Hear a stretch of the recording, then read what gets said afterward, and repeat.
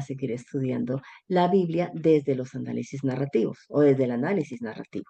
Entonces voy a compartir la pantalla donde quedamos y entonces, bueno, hablamos de los límites del relato. O sea, en esta literatura narrativa nosotros decimos, tenemos que saber dónde comienza y dónde termina el relato que vamos a estudiar. No podemos guiarnos porque sí, a veces, por ejemplo, la Reina Valera tiene títulos que digamos que a veces ayudan donde comienza y donde termina, pero recordemos que los títulos se pusieron mucho tiempo después porque los textos bíblicos, si estamos hablando del Nuevo Testamento, los originales no tenían ni capítulos, ni versículos, ni títulos, subtítulos, nada. Pero en el siglo XV o en el siglo XVI, ya fue muy tarde y fueron por criterios, si nosotros estamos hablando de la numeración por capítulos, se remonta por allá al siglo XIII, inclusive a un inglés de nombre Esteban Langton. Él fue el que decidió cómo dividir la Biblia por capítulos. Y también Robert Steen, que es otro, pues decidió también dividir por versículos. Ahora, ¿para qué se hicieron esas divisiones? Esas divisiones se hicieron más por practicidad. O sea, no hubo criterios exegéticos, no hubo criterios teológicos tampoco. O sea, nada de esos criterios para poder hacer la división, simplemente por practicidad, porque antes de la imprenta todo estaba en rollos. Y entonces se abría el rollo y se leía, pero no había capítulos ni versículos. Estamos hablando del Nuevo Testamento. En el Antiguo Testamento el proceso fue un poco distinto porque ya el Antiguo Testamento, los judíos mismos, que son los que se encargan pues del texto, ellos ya empezaron a definir las partes, como dividir por partes. Pero en el caso del Nuevo Testamento fue hasta allá, hasta el siglo XVI, cuando llegó la imprenta. Antes todo estaba en rollos y entonces ahora, cuando llega la imprenta y entonces empiezan a publicar los volúmenes de la Biblia como tal, entonces ellos, estos dos personajes, uno se encarga, Esteban Lanton, de los capítulos y Robert Steen en 1551 se encarga de la división por versículos. Entonces, como digo, era más por practicidad. Encuentra ya el capítulo 1, versículo 15, por practicidad. Entonces, como no tiene relatos teológicos ni relatos exegéticos, nosotros tenemos que limitar el relato porque a veces lo parten mal, a veces está muy mal partido y entonces nosotros decimos, uy, me quedó un pedazo como por fuera tan raro, pero comienza en el capítulo 1, versículo 1, pero un pedacito que me parece que es parte del relato quedó arriba, en el capítulo anterior. Entonces, por eso, una de las cosas, de las primeras cosas que debemos hacer es mirar dónde comienza nuestro relato y dónde termina nuestro relato. Entonces, para eso tenemos que mirar cuáles son los criterios, en qué criterios se apoya el análisis narrativo para delimitar el relato. Aquí se llama la unidad narrativa, ¿no? Que también en crítica literaria, por ejemplo, cuando se está trabajando la crítica literaria, que también, como son varios materiales de los que están compuestos, por ejemplo, los evangelios, entonces la crítica literaria muestra que de toda esa diversidad de relatos, el autor lo toma de todo ese material, lo toma, lo ubica y lo va uniendo. Digamos que lo va uniendo, va metiendo a la mano y lo va uniendo. Entonces necesita saber dónde termina, dónde comienza y dónde termina un relato. Ahí se llama perícopa. Perícopa. ¿Qué es perícopa? La perícopa es una unidad narrativa, una unidad literaria mejor, una unidad literaria que tiene un principio y un final bien determinado, ¿no? Bien determinado. Sabemos dónde comienza y dónde termina. Entonces, en crítica literaria se llama perícopa. En el análisis narrativo no lo llamamos perícopa, sino lo llamamos relato, los límites del relato o unidad narrativa. Es lo mismo, pero para utilizar el lenguaje narrativo lo llamamos unidad narrativa o relato. Entonces, para poder hacer el estudio de un relato, por ejemplo, de los evangelios sinópticos, ¿qué criterios seguimos? Pues el análisis narrativo nos dice que estos son los criterios. Entonces, el narrador dispone de 4 variables. Estas 4 variables son el cambio de tiempo, el cambio de lugar, el cambio de los personajes y el cambio de temática. Por ejemplo, el cambio de tiempo o el criterio del tiempo, mira como esos cambios cronológicos, como por ejemplo, al día siguiente Jesús subió, digamos, a la montaña al día siguiente, o unos años después, ta, ta, ta, ta, ta. O 6 días antes de Pascua, por ejemplo, 6 días antes de Pascua, o por ejemplo, al anochecer Jesús hizo tal y tal cosa, pero resulta que al final, al finalizar ese relato que está hablando del anochecer y lo que Jesús estaba orando, por ejemplo, entonces dice a la mañana siguiente y ¡pum! Ahí hay un cambio cronológico, un cambio de tiempo. Con respecto al cambio de lugar o al criterio de lugar, pues entonces también, por ejemplo, cuando Jesús dice, estaba en el monte orando. Ese es geográficamente, estaba en el monte orando. Pero a la mañana siguiente, que además es un criterio cronológico, aparece el criterio geográfico y dice, a la mañana siguiente partió para Jerusalén, digamos, por inventar. Partió para Jerusalén, hay un cambio geográfico. Entonces nos indica que va a empezar otro relato distinto, ¿no? Porque hay un cambio de geografía. O, por ejemplo, se puso en camino, digamos, o partió para un país X, o también al salir de casa pasó a otro lado, entonces hay un cambio ahí de lugar. O, por ejemplo, entró luego, en sábado, entró a la sinagoga. Entonces, es entrar a la sinagoga, hay un desplazamiento de lugar con respecto al relato anterior. Entonces, ese es el criterio de lugar. Ahora, está el tercero, que es el criterio de los personajes.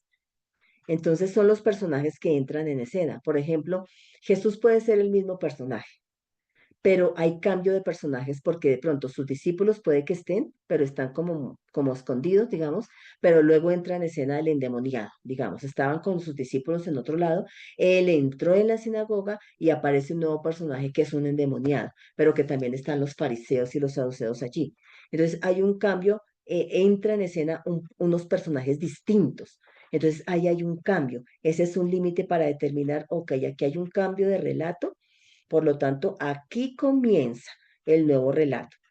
Pero también, aparte de eso, puede haber un cambio. Evidentemente hay un cuarto criterio que es el del tema. Si en el relato anterior estaban en el mar, porque estaban pescando, digamos, el tema es la pesca, sí, dependiendo de lo que esté hablando, ¿no? Digamos.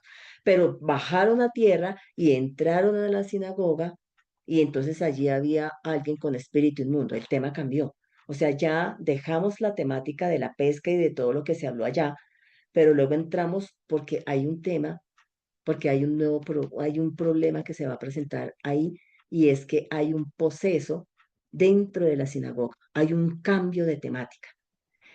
Entonces, esos cuatro criterios son los que nos ayudan a determinar dónde comienza y dónde termina nuestro relato.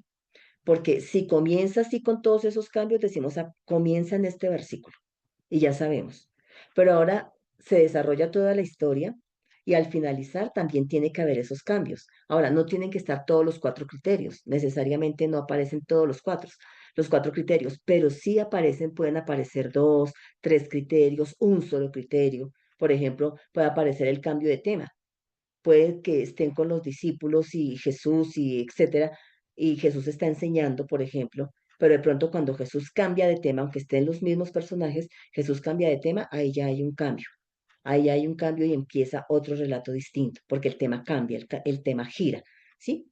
Entonces, así es la primera tarea que hacemos para hacer el análisis narrativo, los indicadores de tiempo.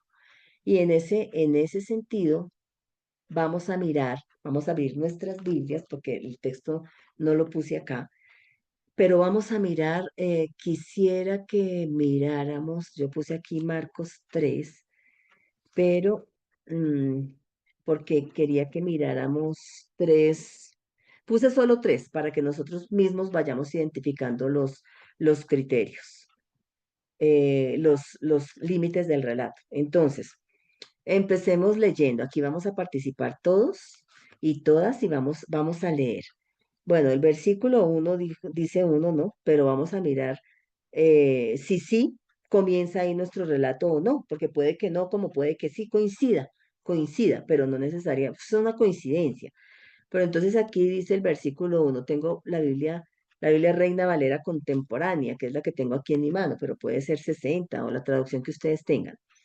Dice, Jesús volvió a visitar la sinagoga. Ok, Jesús volvió a visitar la sinagoga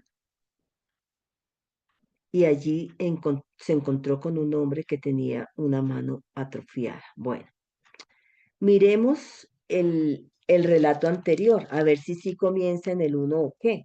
¿Cómo termina Marcos 2? ¿De qué viene hablando? A ver, podemos abrir nuestros micrófonos, miren ahí sus Biblias y podemos ir interactuando. En Marcos 2 al final, ¿de qué viene hablando? Yo tengo Reina Valera 1960 y en Marcos 2 viene hablando de que el Hijo del Hombre es Señor aún en el día de reposo. Es como termina el 2. Ok, el 2 termina diciendo, bueno, ok, el Hijo del Hombre es también Señor del día de reposo, o sea que hay una polémica, o sea que el tema, hay una polémica acerca del día de reposo. Entonces, bueno, ese es el día de reposo y más atrasito, bueno, viene hablando de, otra vez el versículo 23 dice, un día de reposo, nuevamente, mientras Jesús pasaba por los sembrados, ahí comienza el relato, sus discípulos comenzaron a arrancar espigas. O sea que el tema va a girar en torno a cómo los discípulos arrancan espigas en día sábado, en el sábado.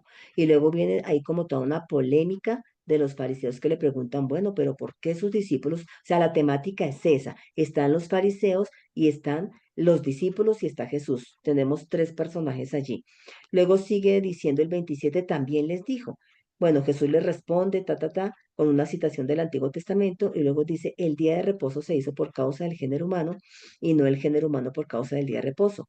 Y como tú dices, Carol, entonces el versículo 28 dice, de este modo, de modo que el Hijo del Hombre es también Señor del día de reposo. Y si seguimos leyendo, entró de nuevo a la sinagoga, ok, entonces, ¿qué criterio de cambio tenemos acá?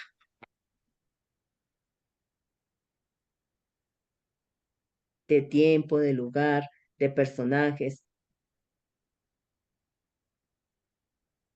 Hubo un cambiecito, ¿cierto?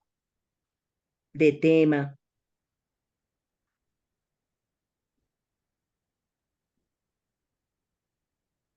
A ver, ¿ustedes qué dicen?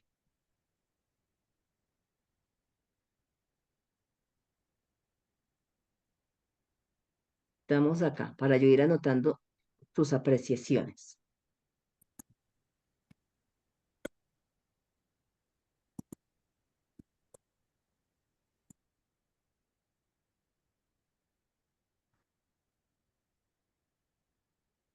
¿Qué cambio se operó ahí entre el versículo 28 y el versículo 1?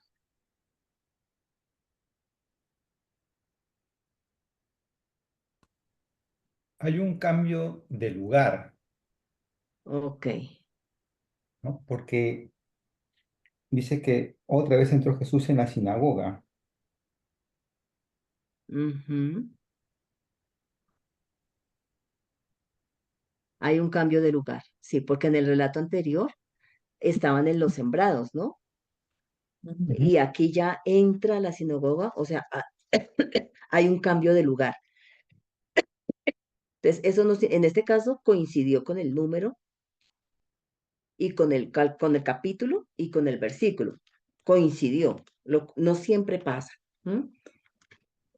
No siempre También, pasa por eso. Dime, sí, ta- adelante. también hay otro escenario.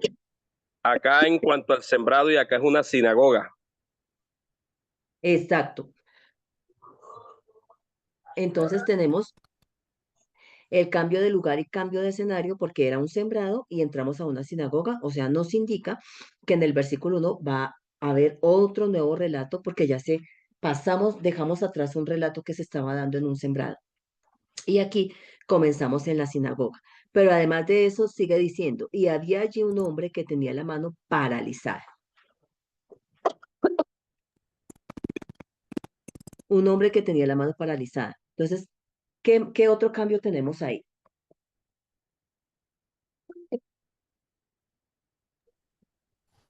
Cambio Allí, de Bueno, a- es perdón, ca- ¿sí o no?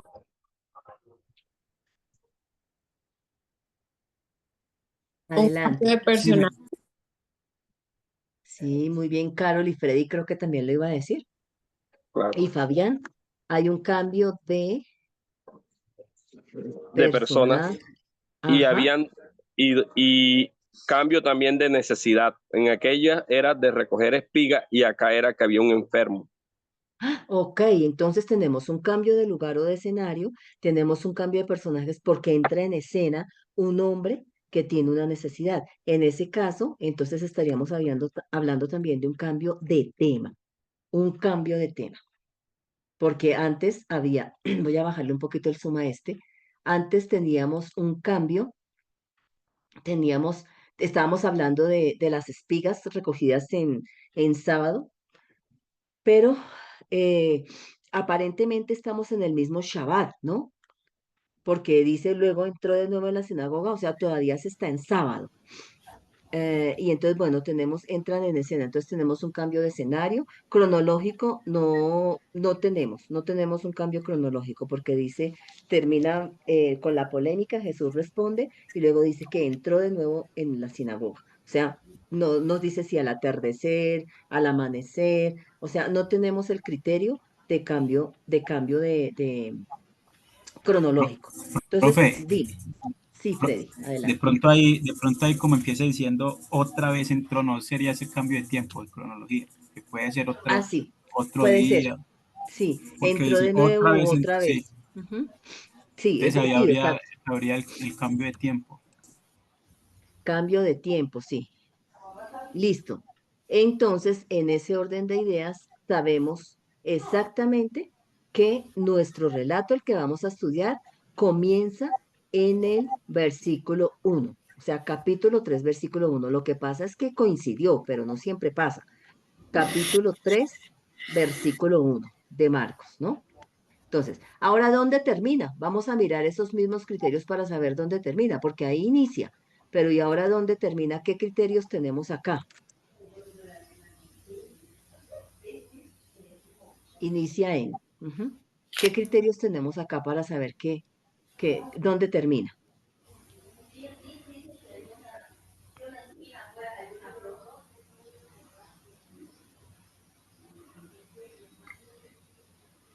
Sí.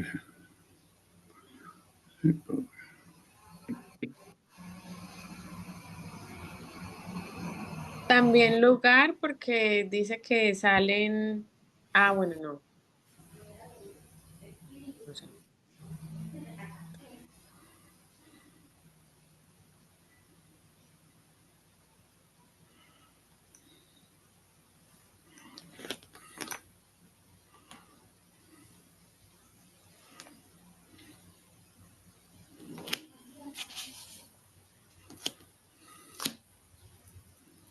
Sí, bueno, vamos a leer el relato para mirar y luego a ver dónde termina. Entonces, bueno. Entonces ya sabemos que comienza en el 3:1, listo, ya lo tenemos clarísimo. Entonces ahí dice que Jesús volvió a visitar a la sinagoga y allí se encontró con un hombre que tenía una mano atroñada, dice Reina Valera contemporánea. Algunos lo vigilaban para ver si sanaba el hombre en el día de reposo, porque seguimos en día de reposo, y así poder acusarlo. Jesús le dijo al hombre de la mano atrofiada, levántate y ponte en medio. A los demás les preguntó, ¿qué está permitido hacer en los días de reposo, el bien o el mal? ¿Salvar una vida o quitar la vida? Y ellos guardaron silencio. Jesús los miró con enojo y tristeza al ver la dureza de sus corazones. Entonces dijo al hombre, extiende la mano. El hombre la extendió y su mano quedó sana. Tan pronto como los fariseos salieron, empezaron a conspirar con los herodianos para matar a Jesús. Jesús se retiró al lago con sus discípulos y mucha gente de Galilea y de Judea lo siguió, al enterarse de todo lo que hacía. También acudieron a él muchos de Jerusalén, de Idumea y del otro lado del Jordán, así como de los alrededores de Tiro y Sidón. Bueno, ¿qué cambios tenemos y dónde?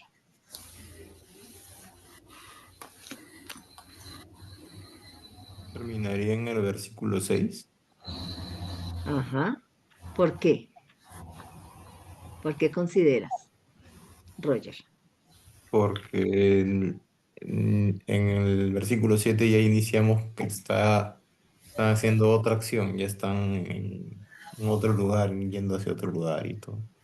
Exacto, o sea, hay un cambio de lugar, ¿cierto? Jesús se retiró al lago, hay un cambio de lugar o de escenario. Ujú. Dice, y de Judea, y mucha gente de Galilea y de Judea los siguió. O sea, también hay un cambio de personajes porque entran en escena la gente que los sigue. Y muchos de Jerusalén, muchos de Idumea, del otro lado del Jordán, así como de los alrededores de Tiro y Sidón por causa del gentío. Entonces aquí entra un poco de gente y la temática, bueno, entonces tenemos un cambio de escenario, el cambio de escenarios, el cambio de personajes también. No nos dice quizás un cambio cronológico como tal, excepto que podamos entenderlo como que se retiró al lago, aunque ese es un cambio de escenario. Dice, por causa del gentío y para evitar que lo apretujaran, Jesús pidió a los discípulos tener siempre lista una barca. Y es que como había sanado a muchos, todos los que tenían plagas querían tocarlo y se lanzaban sobre él. Cuando los espíritus impuros lo veían, se arrodillaban delante de él y a gritos le decían, tú eres el Hijo de Dios. Hay un cambio de temática, la gente viene con mucha necesidad. Este relato me parece precioso porque ese relato que sigue muestra la necesidad tan bárbara que había en la gente, la situación, las condiciones de opresión en la que vivía la gente. Y bueno, y entonces todo el mundo lo quiere tocar, evidentemente lo quiere tocar y viene el tema de la barca, necesita subir allá a enseñarles desde allá porque todo el mundo lo quiere tocar. Entonces hay un tema diferente. Entonces también hay un tema diferente. Entonces, en ese orden de ideas, como dice Roger, entonces el relato termina en el versículo 6. Coincide, repito, con las divisiones, pero no siempre pasa. No siempre pasa.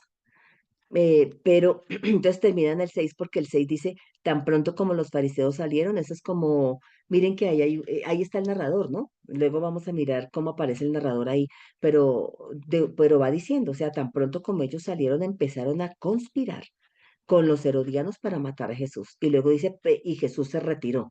Entonces, como los fariseos también estaban presentes ahí, en lo que hizo Jesús ahí en la sinagoga, entonces el versículo 6 habla de ellos, sigue hablando de ellos. Ellos se retiraron, pero empiezan a conspirar. Y entonces, bueno, por eso se introduce el versículo 6 ahí dentro del relato. Entonces ya sabemos que nuestro relato, por los criterios que acabamos de mirar, que están presentes, no todos, al principio sí, pero al final no todos. Pero entonces tenemos que nuestro relato inicia, lo voy a poner aquí en negrilla, por eso en el PPT dejé este espacio en blanco para que hiciéramos el ejercicio entre todos. Entonces ya lo acabé de llenar con lo que ustedes están diciendo, con lo que estamos haciendo entre todos. Entonces listo, ya tenemos los límites del relato. Lo voy a volver a poner en grande nuevamente para que sigamos mirando qué más. Entonces aquí en el cuadrito yo puse como unas definiciones porque digamos que en el caso de ese relato que acabamos de delimitar, de mirar los límites del relato, ese se llamaría un microrrelato porque es la entidad narrativa mínima que está dentro de todo un relato grandísimo, porque el macrorrelato, ¿cuál es? El macrorrelato sería todo el Evangelio de Marcos, ¿no? Ese es un macrorrelato grandísimo, ¿no? Porque ahí es donde está nuestra unidad narrativa. Entonces, es todo el Evangelio. El microrrelato es nuestra unidad narrativa. Pero también nosotros encontramos dentro de ese macrorrelato que es el Evangelio de Juan, el Evangelio de Marcos, tenemos secuencias narrativas, o sea, series de microrrelatos articulados entre sí, como por ejemplo, sería como un relato, una serie de relatos, por ejemplo, eh, si estamos hablando del Antiguo Testamento, por ejemplo, toda la vida de José, nosotros conocemos toda la narrativa de José. Y en esa narrativa de José le pasan muchas cosas a José, va del 37 hasta el 50, o sea, son larguísimos todo lo que nos cuenta sobre José. Pero en esos relatos, eso sería lo que se llama una secuencia narrativa, porque tiene muchos microrelatos, porque lo que le pasa a José van cambiando de temática porque José aparece primero pequeñito con su padre, con sus hermanos, luego cambia de tema cuando él le da la túnica de colores, luego cambia de tema cuando él tiene sueños y los cuenta, luego cambia de tema cuando los hermanos pues lo envidian, luego lo venden, cambia de tema porque él cambia de escenario y resulta en Egipto, entonces hay un cambio de temática. Entonces miren que es como una acumulación de microrrelatos, eso es lo que se llamaría una secuencia narrativa. En el caso de personajes así, pero por ejemplo en el caso del Nuevo Testamento, también el relato de la pasión, por ejemplo, el relato de la pasión está compuesto por muchos microrrelatos, porque hay varias escenas, es como una obra de teatro donde se baja el telón, se sale a una escena, se cierra el telón y puede contarnos varias cosas. Entonces hay una secuencia narrativa de muchos microrrelatos. Eso también lo tenemos pues ahí. Y a veces tenemos que mirar nuestro relato si está metido dentro de alguna secuencia para poder entender la lógica del relato, del pequeño relato a la luz de toda como de toda esa estructura que el evangelista ha realizado, ¿sí? Entonces, como para tener en cuenta también estas definiciones. Entonces, el macrorrelato en este caso es todo el evangelio, el microrrelato es la unidad mínima que es la que acabamos de limitar, es nuestro relato más pequeño. Y luego miraremos cuál sería la secuencia narrativa en la que se encuentra nuestro microrrelato en el Evangelio de Marcos, porque está dentro de una secuencia narrativa, pero luego ya la miramos. Ahora, vamos a pasar a otra cosa que se llaman los cuadros. ¿Qué significan los cuadros? Como decíamos, los cuadros son como esa puesta en escena, esa puesta en escena donde se baja el telón y se sube el telón, ¿no? Entonces, ahí en los cuadros son como esos episodios para poder dividir nuestro relato. Es decir, bueno, listo, ya tengo el relato, yo ya sé que empieza en el 1 y termina en el 6, listo. Pero ahora necesito saber en su interior, en el interior del relato, necesito saber cuántos cuadros tiene, ¿sí? Como decimos ahí en analogía, como una puesta en escena de un drama. Un drama cuando nosotros hacemos dramas en diciembre o dramas no sé, entonces siempre tenemos un telón.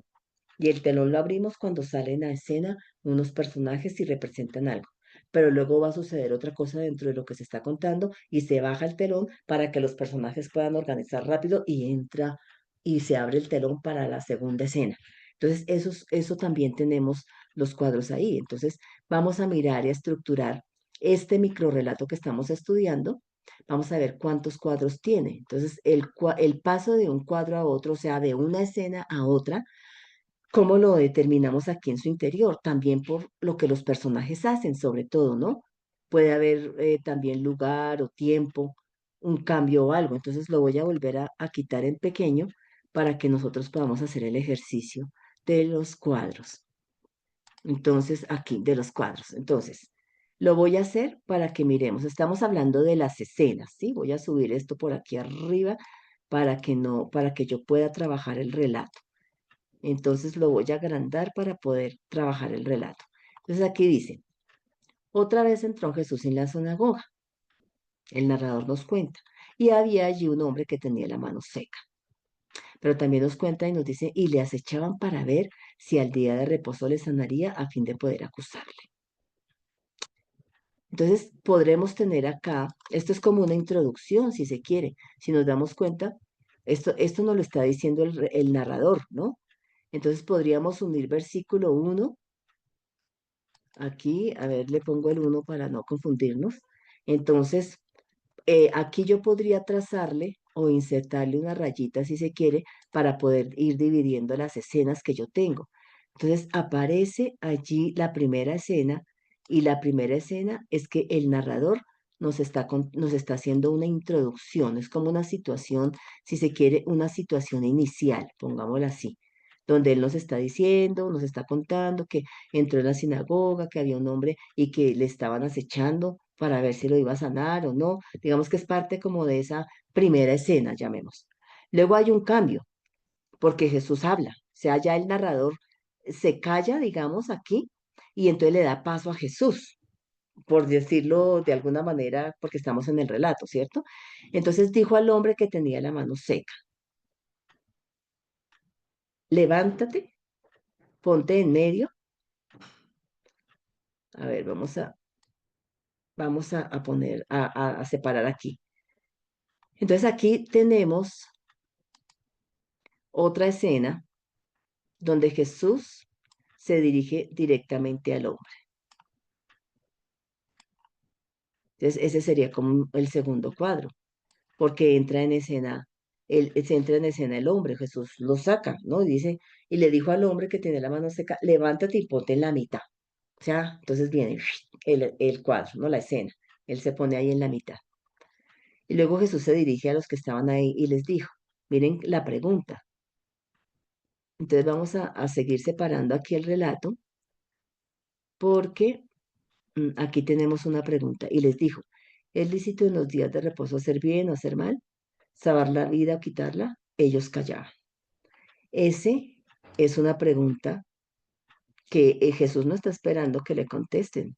Mire que ahí ya vamos identificando cosas. Voy a separarla acá porque es una pregunta retórica, ¿no? Jesús, evidentemente ellos no le van a contestar. Ellos no le van a decir, ay, sí, señores, sí". No, porque ellos están buscando cómo cogerlo y poderlo acusar, ¿no? Porque es sábado. Pero entonces es una pregunta retórica. Entonces dice, más ellos callaban, evidentemente. Dice, entonces mirándolos alrededor con enojo, entristecido por la dureza de sus corazones, dijo al hombre, extiende tu mano. Y él la extendió y la mano le fue curada. Aquí separamos. Y aquí tenemos otro cuadro u otra escena, también podríamos decir. Otra escena que tenemos acá. Vamos a ponerlo ahí. Y la vamos a poner un poquito más gruesa para que vayamos viendo la separación. Listo. Entonces, ¿por qué? ¿Cómo termina? Y salidos los fariseos, es otro cuadro, tomaron consejo con los herodianos contra él para destruirle. Listo. Entonces, nuestro relato, por los cambios que se van dando al interior de las acciones de Jesús en este caso, porque es Jesús el que hace todas las acciones con los diálogos y con todo lo que hace, estos cambiecitos son los que me permiten dividir el relato en cuadros o en escenas. Entonces, miren, tenemos la primera escena que es como la introducción del narrador. Otra vez entró Jesús en la sinagoga y había ahí un hombre que tenía la mano seca y le acechaban para ver si el día de reposo le sanaría a fin de poder acusarle. Y luego entra en escena Jesús. Entonces dijo al hombre, ahí hay un cambio, un cuadro, una nueva escena. Entonces Jesús dijo al hombre que tenía la mano seca, levántate y ponte en medio. Listo. Y luego hay un cambio porque Jesús se dirige a los que están alrededor y les hace una pregunta retórica. Entonces hay un cambiecito allí. ¿Es lícito en los días de reposo hacer el bien o hacer el mal, salvar la vida o quitarla? Y el narrador agrega, pero ellos callaban. O sea, miren cómo el narrador, ahí vayamos mirando la estrategia narrativa que va siguiendo el narrador, o sea, ya nos involucra en la escena, o sea, pasémonos allá adentro en la sinagoga, porque eso es lo que quiere el narrador, que nos metamos en la sinagoga y empecemos a vivir lo que está pasando. O sea, la estrategia narrativa es que, si se quiere, uno que siente, uno que empieza a sentir como una tensión, ¿no? Porque ya de entrada nos dijo que estaban ahí como al acecho a ver qué iba a hacer. Entonces uno ya empieza a sentir como la tensión en el relato, ¿no? Uno dice, ay, Dios mío, ¿qué irá a pasar? ¿No? Uno como que, ¿qué irá a pasar? Entonces, bueno, se imagina la escena, póngase allá en medio, ¿no? Y la pregunta retórica. Seguramente si nosotros estuviésemos allá, ¿qué haríamos con la pregunta retórica? Miraríamos a los fariseos a ver qué iban a responder y cuál era la actitud. Seguramente lo haríamos, ¿no? Diríamos, ¿qué irá a pasar acá? Y todos calladitos, en silencio. ¿Ta? Entonces, mira la estrategia del narrador, es que nosotros nos involucremos y vayamos siguiendo la tensión que se va dando para ver qué va a pasar y qué postura vamos a tomar.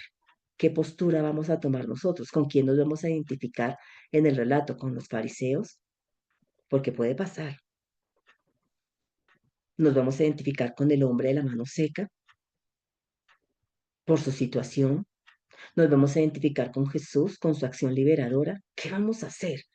Estamos ahí en el relato y el narrador nos quiere tocarnos. Entonces luego del siguiente cuadro, entonces Jesús mirándolos, ahí hay un cambio después de la pregunta retórica porque el narrador añade, ellos callaban. Y luego Jesús va a hacer algo más. Aparte de la pregunta retórica, hay un cambiecito allá, porque ahora él dice, entonces, mirándolos alrededor con enojo, entristecido por los corazones, inclusive podríamos, eh, entonces mirándolos alrededor con enojo y entristecido por la dureza de sus, porque eso lo está diciendo el narrador. Entonces mirándolos alrededor con enojo, entristecido por la dureza de sus corazones, le dijo al hombre, sí, podríamos dejarlo todo completo, extiende tu mano. Y él la extendió y la mano le fue sanada. ¿Qué haríamos nosotros en ese momento? Wow. Porque el relato, miren que el relato no dice, lo único que dice es que en el versículo 6 que cambia a otra escena, dice que salidos los fariseos tomaron consejo con los herodianos contra él para destruirle. Y el relato queda ahí como en suspenso. Pero nosotros al interior de la sinagoga, ¿qué estaría pasando? ¿Cuál sería nuestra respuesta? Porque el hombre quedó libre, porque el hombre fue restaurado, su mano le fue restaurada. Y ya desde ahí empezamos a identificarnos y a decir, carambas, ¿qué hubiera hecho yo? Estaría como en los fariseos porque la ley está por encima de. Vamos identificando algunas cositas, ¿no? Que ahí nos va generando como cuestiones en el corazón. Entonces nuestro relato, hablando de los cuadros, lo dividimos por escenas. Entonces recordemos, la división de las escenas se dan de acuerdo a las acciones, en este caso, que van haciendo los personajes, en este caso Jesús, y también los comentarios del narrador, porque los comentarios del narrador, él va dando, va entrando o va dando escena o va dando vía libre a los que van a intervenir en la escena. Entonces los comentarios del narrador van a servir también y nos va guiando, listo. Entonces ya estamos ahí como en el cuadro, listo. Entonces ya lo dividimos. Tenemos 1, 2, 3, 4 y 5 escenas. A ver, echaron, aquí tenemos, bueno, digamos tenemos 5 escenas. Eso nos va a servir para seguir analizando el relato, inclusive lo podemos seguir subdividiendo. Ya vamos a mirar cómo. Bueno, entonces ahora vamos a pasar a la siguiente temática. Entonces, listo. ¿Qué hemos hecho hasta acá? Hemos puesto los límites al relato para saber dónde comienza y dónde termina. Y segundo, entramos para poderlo dividir en escenas. A ver qué escenas se dan dentro del relato que estamos analizando. Ahora vamos a hablar de la trama, porque todo relato tiene una trama, ¿no? Todo relato tiene una trama. Entonces, vamos a mirar acá como la estructura de la historia, o sea, toda la historia que estamos aquí analizando tiene una estructura, ¿no? Y en esa vamos a mirar que la trama que vamos a descubrir en este relato es la secuencia de eventos y de acciones que se desarrollan dentro en esa narrativa, en ese microrrelato que estamos analizando nosotros. Entonces, también vamos a descubrir allí, dentro de esa trama, como una estructura lógica y coherente que da sentido a la historia. Vamos a descubrir una estructura, ya les digo cómo, haciendo pues la práctica. Entonces, la trama es como el esqueleto de la narrativa. La trama sostiene y organiza los elementos del relato. ¿Y cuáles son los elementos del relato? Están los personajes, está el escenario, están los temas. Esos son los elementos del relato y la trama es como el esqueleto que lo sostiene, que es la secuencia, la trama es la secuencia de los eventos que se cuentan, ¿sí? Entonces, toda trama tiene una situación inicial, o sea, cómo comienza, y también cómo termina, una situación final. Y entre la situación inicial y la situación final se presenta un nudo, que es como un problema, se va a presentar una acción transformadora de ese nudo, de esa problemática, y un desenlace también, ¿no? O sea, finalmente cómo se desenlaza ese problema que había. Entonces, eso es lo que en esta trama es lo que Daniel Marguerat, que es el autor que estamos siguiendo, él llama esquema quinario. Entonces, miren los momentos del relato, aquí con este dibujito. Entonces, aquí hay una exposición o situación inicial, como comienza el relato, que generalmente es el comentario del narrador, ¿no?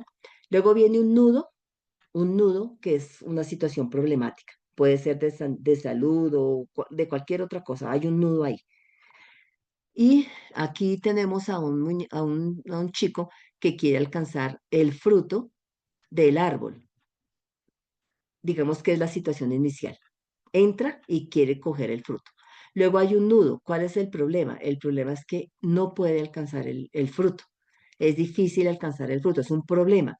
Entonces, él hace una acción para que el fruto finalmente pueda alcanzar el fruto. ¿Cuál es la acción? Que esa es la que se llama la acción transformadora. Entonces, él toma el árbol y lo mueve. ¿Y cuál es el desenlace? El desenlace, gracias a esta acción transformadora, es que el fruto cae. Y no solamente cae ese fruto, sino que le caen muchos frutos más. Entonces tuvo un buen desenlace, porque empezó mirando un fruto, tratando de cogerlo, y cuando sacudió el árbol, ¡pum!, cayó uno y cayeron muchos más. O sea, se restableció la situación problemática. Y luego hay una situación final. Simplemente la situación final es que él puede comer el fruto y sale y se va y el resto quedan ahí y bueno, pero finalmente pudo terminar. Entonces tenemos una situación inicial, una situación final y al interior tenemos un nudo, tenemos una acción transformadora y tenemos un desenlace. Esto mismo que tenemos aquí en dibujito lo podemos representar así en la parte de abajo. Entonces, mire, una situación inicial o exposición, que se corresponde con una situación final, porque algo inicia y termina, pero luego tenemos en su interior un nudo, o sea, una situación problemática que tiene que tener correspondencia con el desenlace. Entonces, la situación problemática se supera y lo vemos superada en el desenlace. Y en la mitad vamos a ver cuál fue la acción transformadora que permitió que ese nudo llegara a su desenlace final. Entonces, este es el esquema quinario porque tiene 5 partes, ¿no? Mire, situación inicial, nudo, acción transformadora, desenlace y situación final. Entonces, vamos a ver si nuestro relato ahora tiene todo esto, porque eso nos va a permitir seguir adentrándonos en el relato para seguirlo estudiando desde la narrativa, si tiene el esquema quinario. Entonces, vamos a mirar acá el relato nuevamente. Bueno, estas son las definiciones para que nos quede ahí como claro, que eso es como el sustento teórico. Entonces, el esquema quinario es un modelo estructural que se compone de la trama del relato en 5 momentos. Hay una situación inicial, que son las circunstancias de la acción, marco, personajes, llegado el caso se señala una carencia, enfermedad, dificultad, ignorancia, cuyo intento de supresión mostrará el relato. Luego viene el nudo, que es el elemento desencadenante del relato, que introduce la tensión narrativa, porque es el desequilibrio del estado inicial, ¿no? Hay como un estado de complicación. Luego viene una acción transformadora, que sería el resultado de la búsqueda que cambia la situación inicial. O sea, la acción transformadora se sitúa en el plano pragmático, o sea, de la acción, ¿sí? O cognitivo de la evaluación también de la situación, ¿no? Entonces, o me lleva a la acción transformadora puede ser algo que Jesús hace exactamente, que sería en lo pragmático, la acción, pero también puede llevar a lo cognitivo. Por ejemplo, en el caso del relato que les estaba mencionando del joven rico, ahí no tenemos un relato de curación. En el que estamos sí es un relato de curación, pero en el caso del muchacho, del joven rico, tiene que ver con lo cognitivo. Tú todo esto lo has cumplido, pero te falta una cosa. Vende lo que tienes y dalo a los pobres. Ahí la acción transformadora se da en lo cognitivo, en la evaluación que el chico haga. ¿Sí o no? El relato queda abierto porque el lector es el que tiene que tomar la decisión y tomar la opción. Entonces, por eso hay que evaluar las palabras de Jesús, ¿sí? En ese caso. En este caso es más pragmático. Pragmático porque el hombre está enfermo y Jesús va a hacer algo va a hacer una acción, va a realizar una acción. Luego el desenlace, entonces, es la resolución. Entendemos por desenlace la resolución, es la supresión de la tensión mediante la aplicación de la acción transformadora, en este caso de Jesús. En los relatos del Antiguo Testamento, por ejemplo, pues allá no está Jesús, aquí en los relatos del Evangelio pues está Jesús y las personas que entran en contacto con Jesús y aparece todo esto. Pero por ejemplo en las narraciones del Antiguo Testamento tenemos grandes relatos como en los libros de los reyes y allá también aparecen estos esquemas quinarios, ¿no? Entonces por ejemplo en el segundo libro de los reyes, capítulo 4 versículos del 1 al 7. Aquí dice, por ejemplo, una mujer de las mujeres de los discípulos de los profetas clamó a Eliseo diciendo, tu siervo mi marido ha muerto. Tú sabes que tu siervo temía al Señor. Una situación inicial. ¿Cuál es el nudo? Y ahora viene un acreedor, o sea, el problema, o sea, se murió mi esposo, es la situación inicial. Luego en el nudo dice, ahora viene un acreedor a llevarse a mis dos hijos como esclavos. Y Eliseo le respondió, ¿qué puedo hacer por ti? Dime qué tienes en casa. Ella respondió, pues tu sierva no tiene en casa nada. Lo único que tengo es un frasco de aceite y ya no tengo nada más. O sea, ahí está el problema. Ahora, el desenlace, siempre hay que identificar el nudo y el desenlace. Una vez que identificamos el nudo y el desenlace, todo lo que está en el centro es la acción transformadora, porque el relato puede ser largo, pero por ejemplo, en el caso del relato que estamos analizando, es un relato cortico y es fácil de identificar la acción transformadora. Pero, por ejemplo, en este relato, el segundo libro de los Reyes que estoy leyendo, Eliseo y la mujer viuda, ¿no? Es larguísimo, porque dice, él dijo, anda, ¿cuál es la acción transformadora? ¿Qué es lo que se debe hacer para superar el nudo que es los acreedores vinieron a cobrarme y no tengo con qué pagar? Entonces dijo, anda y pide a todas tus vecinas vasijas de importación, vasijas que estén vacías y no te vayas a quedar con corta, pues al final entra luego, cierra las puertas tras ti, de tus hijos, vierte aceite en todas las vasijas, poniendo aparte las llenas. Ella dejó y cerró la puerta tras sí de sus hijos y ellos se acercaron con vasijas. Ella vertía aceite. Cuando las vasijas estuvieron llenas, le dijo a su hijo, tráeme la vasija. Y él respondió, ya no queda más. Entonces dejó de fluir el aceite. Esa es la acción transformadora. Y miren el desenlace. Ella fue a decírselo al hombre de Dios y le dijo, ve a vender el aceite y paga a tu acreedor. O sea, el desenlace estabilizó el desequilibrio que había en el nudo y es que los acreedores vinieron a pedirle lo que el esposo había quedado debiendo. Entonces, toda esa acción transformadora de llenar las vasijas, de ta, ta, ta, ta, ta, y bueno, claro, vino el milagro, y bueno, todo eso también comunitariamente hablando, porque la comunidad le ayudó. O sea, ahí hay unos elementos muy interesantes porque no solamente es por arte de magia venga el aceite, pero la comunidad que hizo también para ayudarla, ¿no? Entonces, hubo una acción transformadora y luego viene el desenlace y el desenlace es ya tengo con qué pagar. Y luego viene una situación final y dice, así tú y tus hijos podréis vivir de lo restante. Situación final. Entonces, ese relato, por ejemplo, es larguísimo, pero cuando uno logra identificar el nudo y el desenlace en el relato, por más largo que sea o corto que sea, uno ya sabe que lo que está en el centro es la acción transformadora. Así sean 2, 3, 4, 5 versículos, pero eso es importante como identificar primero. Ahora vamos a mirar en nuestro relato, vamos a mirar el esquema quinario en nuestro relato. Entonces, bueno, lo voy a bajar así para poderlo trabajar. Entonces, vamos a nuestro relato que es el que estamos estudiando. Otra vez, Marcos, nuevamente voy a subir este pedacito aquí arriba para que se me deje trabajar acá porque lo voy a ir separando para poder identificar el esquema quinario. Entonces, bueno, aquí vamos a participar otra vez todos. A ver, entonces, ya sabemos que el esquema quinario son la situación inicial, el nudo o el problema, la acción transformadora, el desenlace y la situación final. Vamos a ver si este relato de curación tiene las 5 y cómo sería. ¿Cuál sería el nudo? Empecemos por identificar el nudo. ¿Cuál es el problema en este relato?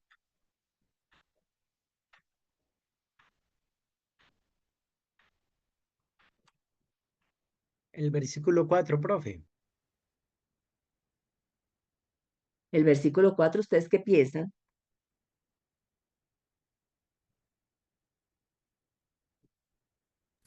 Profe, pues yo diría que hay como dos problemas.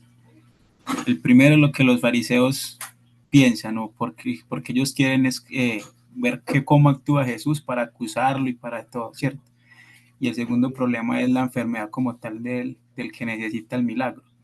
Veo yo como esos dos Sí. problemas. Sí, tenemos dos problemas, ¿cierto? Sí, Freddy.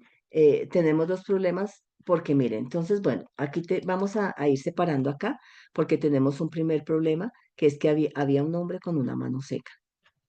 Pero tenemos ay, qué interesante, Freddy, mira, porque tenemos aquí un segundo problema y es que le acechaban para ver si el día de reposo sonaría a fin de acusarle. Tenemos dos problemas, uno, la enfermedad y otro, el problema de que lo quieren acusar.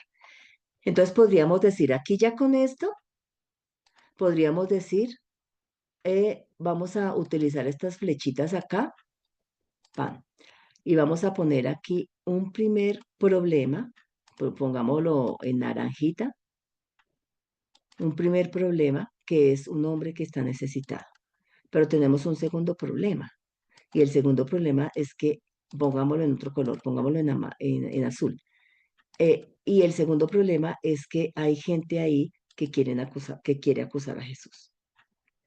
Entonces, ahora, ¿cómo se soluciona? ¿En dónde está el desenlace de este primer problema del hombre que está enfermo? ¿Y dónde está el desenlace, o sea, como que de este segundo problema que tenemos acá? Desenlace del primer problema. Ah, bueno, pero en ese orden de ideas, miren que ya identificamos el problema y eso quiere decir también que la situación inicial es esta. Otra vez entró Jesús en la sinagoga. La situación inicial es esa. Entonces vamos a ponerle otro color, pongámosle verde, para saber que esa es la situación inicial. Entonces lo ponemos un poquito gruesito para saber. Esa es la situación inicial. Entró Jesús en la sinagoga. Problema, había un hombre que estaba enfermo. Segundo problema, le estaban acechando para ver si realmente lo sanaría. Este relato de curación, aunque es un relato de curación, sin embargo, miren que tiene un matiz de polémica, ¿no? De polémica. Y entonces uno dice, bueno, si bien es cierto, es un relato de curación, parece que el tema central no va a ser la curación en sí misma, aunque va a ser muy importante, evidentemente sí, pero también es la crítica o la respuesta que Jesús va a dar frente a la acusación que le hacen y que le han venido haciendo desde atrás. Fíjense que en el relato anterior también a tus discípulos arrancan espigas en sábado. Y entonces también hay toda una polémica alrededor del sábado. O sea que el sábado, miren esos elementos que vamos descubriendo. El sábado, el día de reposo, ¿no? Y ahí la dificultad, ahí hay una dificultad. Esos elementos nos toca irlos anotando, porque por ese lado, ahí está la estrategia del narrador, ir identificando, sacando aparte esos elementos, porque eso nos ayuda mucho en la interpretación del relato, ¿no? Bueno, entonces, ya tenemos la situación inicial. Entonces, ¿dónde se restablece este primer problema?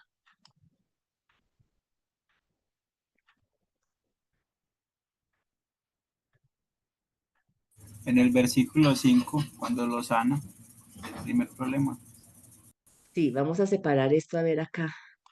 Entonces dice, entonces mirando a los que con enojo en sus corazones, dijo al hombre. Yo creo que este dijo al hombre los tenemos que separar acá. Después de los dos puntos, profe, ¿o qué? Sí, yo creo. Pero espérate, porque es la diapositiva. Voy a bajarle un poquito la letra, espero que la puedan ver, para poder hacer, estaba en 18, la voy a poner un poquito en 16. Ahorita le vuelvo a poner estas cositas porque se me está moviendo. Entonces, aquí tenemos mm, sí, acá, bajémosle. Extiende tu mano. eh, aquí en el versículo 5, pero no todo el versículo 5, ¿no? Porque aquí tenemos versículo 5, entonces mirándolos alrededor con enojo entristecido por la dureza de su corazón, digamos que este es el 5a, digamos. En el 5b, pongámosle aquí 5b, extiende tu mano y luego él la extendió y le fue curada. Nos toca separar esto acá en 5c, digamos. Y vamos a separar el versículo 6, porque aquí él extendió la mano y le fue sanada. O sea, en este pedacito, pongámoslo así, en este pedacito Jesús se restablece la situación. Entonces vamos a ir analizándolo. Entonces aquí tenemos, aquí nuestro primer problema. A ver, nuestro primer problema está acá. Bueno, nuestro primer problema. Aquí ya tenemos la situación inicial que sabemos que es allá. Luego, entonces vamos a poner donde se restauró y ahí vamos poco a poco identificando el esquema quinario. Haciendo todo este análisis vamos diciendo, ah, bueno, si aquí tenemos este esquema, ta, ta, ta. Entonces tenemos otra vez el naranja y lo vamos a engrosar un poquito para mirarlo. Entonces ya tenemos acá que tenemos el primer nudo, el de la mano seca, fue restablecido acá. Extendió la mano y se sanó. Entonces hay una correspondencia entre el nudo y el desenlace. Pero ¿cuál es la acción transformadora de Jesús? ¿Qué hizo Jesús para que esto pasara? Jesús le dijo, extiende tu mano. Entonces Jesús entró en escena. Entonces la acción transformadora de este primer nudo es lo que Jesús hace, que es decirle, extiende tu mano. Pongámosla en negro, porque esa es la acción transformadora, ¿sí? Pero luego tenemos un segundo problema, y aquí ya, Profe, aquí fue, dime, qué pena interrumpirla ahí, pero no, dale. analizando esto, pues Ujú, en cuanto a esto de la acción transformadora, algo curioso, pues no sé si está bien, digamos, analizarlo de esa manera, ujú, pero me llama la atención que está la acción transformadora de Jesús, ¿cierto? Que él le dice, extiende tu mano, pero creería yo que también habría una acción transformadora desde el hombre enfermo, porque si él no extiende su mano, digamos, si él ve la problemática, que el día de reposo y si duda de pronto, ¿cierto? No, si extiendo mi mano también voy a estar de pronto involucrado en todos estos temas. ujú, ujú. Veo ahí también como una acción transformadora de parte de él. Entonces diría yo que hay como que se puede mirar desde esas dos ópticas, la acción transformadora de Jesús, de Dios, que se le puede llamar así, en el sentido de Ajá, que quiere hacer el milagro, quiere ayudar al ser humano, pero está también la acción transformadora de, digámoslo, ya aplicándolo a nosotros desde la fe, ¿cierto? Del actuar, porque ajá, acción es precisamente eso, actuar, hacer algo. ujú, ujú, Entonces creería ujú. yo que, o no sé si se pueda mirar Sí, desde sí, como lo sí. estoy observando, No, sí, quería yo, claro que la acción transformadora la hace Jesús, pero, pero digamos que dentro de esa acción transformadora, digamos que el hombre se dispone, si se quiere, lo que tú estás diciendo. El hombre se dispone, entonces en ese orden de ideas podemos ponerla aquí arriba, lo que tú estás diciendo. Mira, extiende tu mano y él la extendió. Y realmente aquí en el 5C sería y la mano le fue sanada, que ese sería el desenlace del hombre que tiene la mano seca aquí arriba. Entonces la acción transformadora iría acá, ajá, como tú estás diciendo. O sea, la acción transformadora solamente la hace Jesús en este caso. En otros relatos, como por ejemplo el que leí del segundo libro de Reyes, la acción transformadora, ¿quién la hizo? O sea, la acción transformadora la hizo el profeta Eliseo, porque él fue el que le dijo, pero la señora entró, como tú estás diciendo. En ese caso, la señora o la viuda entró a hacer acciones para transformar la situación y poder pagar a los acreedores. Entonces, ahí en esa acción transformadora está Eliseo, pero también está la mujer que va, y no solamente la mujer, hay una ayuda comunitaria, porque venga, dígale a sus vecinas, traigan, ayúdenme, y todo el mundo, la acción transformadora se dio comunitariamente. Ese relato es preciosísimo, porque invita también a la comunidad a que trabajemos en equipo, cómo vamos a ayudarnos, eso porque el milagro a veces uno se queda pensando y a veces está esperando como milagros o, pues, claro, Dios hace milagros, evidentemente sí, pero lo que quiero decir es que a veces esos milagros uno espera que sean como mágicos, ¿no? Como así, mágicos que se hagan. Dios puede hacer las cosas sobrenaturalmente si lo quiere hacer porque Él es soberano, pero también a veces Él actúa y eso es milagro en la misma acción de la comunidad. O sea, y en ese caso, por ejemplo, lo que tú dices es muy válido para este relato también, porque él hubiera podido por miedo a todo lo que está pasando en la sinagoga alrededor de él y porque hay una tensión, hubiera podido quedarse quieto. Sin embargo, él tiene una necesidad y él cree en Jesús. Miren los elementos que vamos resaltando del relato. Entonces, él cree en Jesús y él extiende la mano. Uno diría, bueno, ¿yo qué haría viendo semejante tensión y todo el mundo ahí como tan tensionante?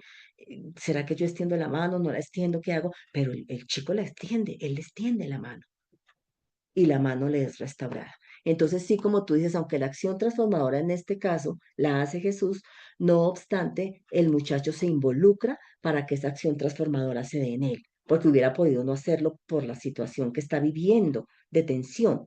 Sin embargo, él se involucra también en ese sentido para que la acción transformadora recaiga sobre él. Sí, entonces me parece muy, muy, muy válido el aporte que estás haciendo, Freddy, muy válido. Entonces yo subí esto acá con lo que tú acabas de decir. Fíjate que es que cuando uno hace un análisis de texto, uno va mirando, va borrando, va subiendo, va cuadrando, va analizando hasta que por fin dice, aquí está. Aquí está el esquema y se pueden seguir sacando cosas, apenas estamos identificando, estamos analizando el relato. Muy bien, entonces listo, ya tenemos esa partecita. Ahora tenemos otro problema, que es este que tenemos acá.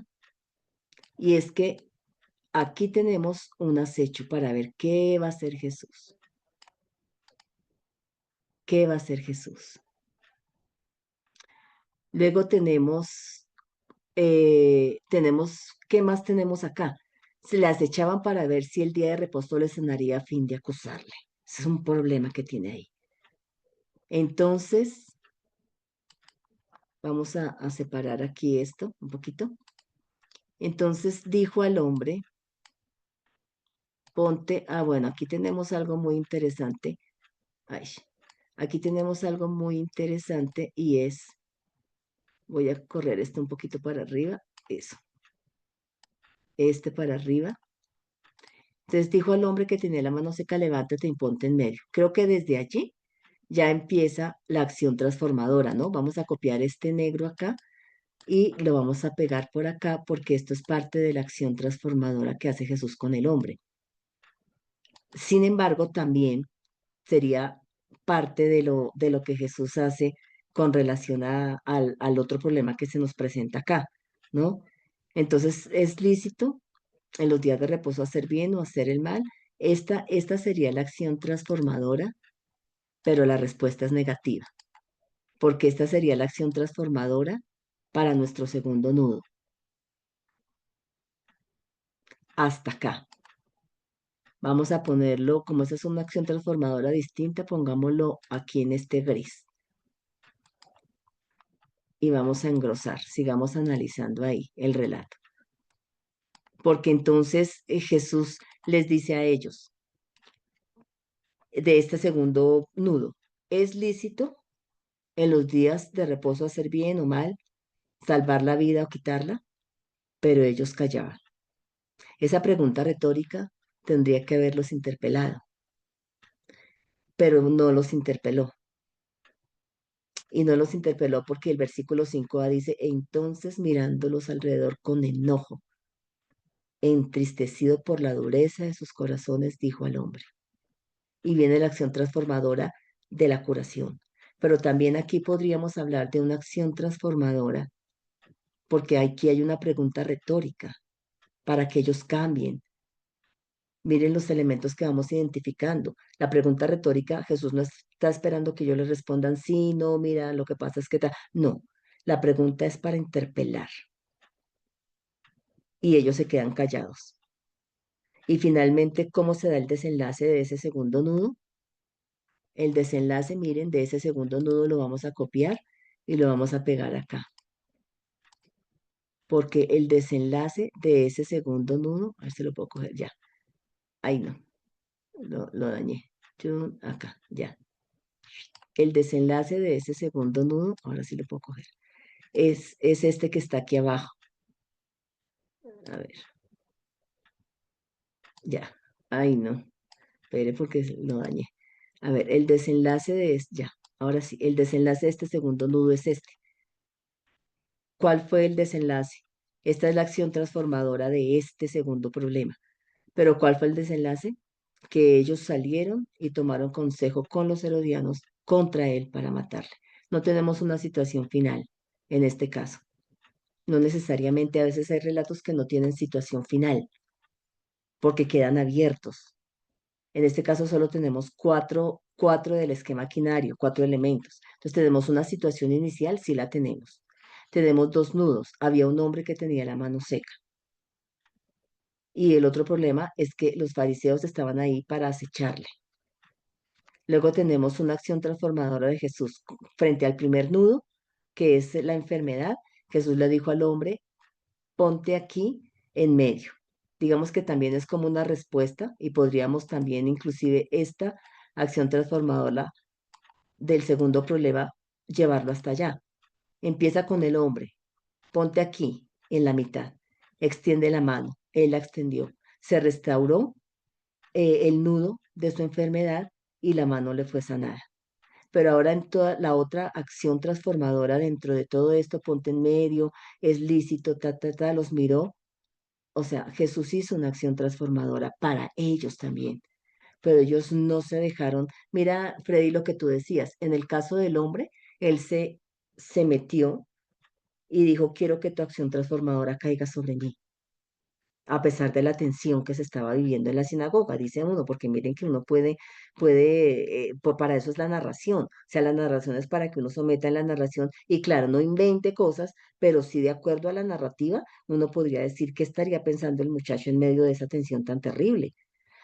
Pero también nos vamos y miramos a los fariseos, estamos ahí presentes mirando a los fariseos, porque Jesús con la pregunta retórica los está invitando a caer en la cuenta de cuál era realmente la función del Shabbat, cuál era realmente la función del día de reposo, porque no o sea, la están aplicando mal, pero ellos no se involucran y no dicen queremos, si me permiten parafrasear, no dicen, bueno, está bien, queremos que tu acción transformadora recaiga sobre nosotros y vamos a cambiar de actitud, porque el Shabbat lo estamos entendiendo mal.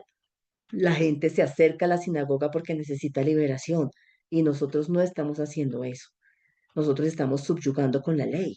Esa era la idea, pero no, ellos no se dejan involucrar en la acción transformadora porque finalmente, ¿cómo se desenlaza este segundo nudo?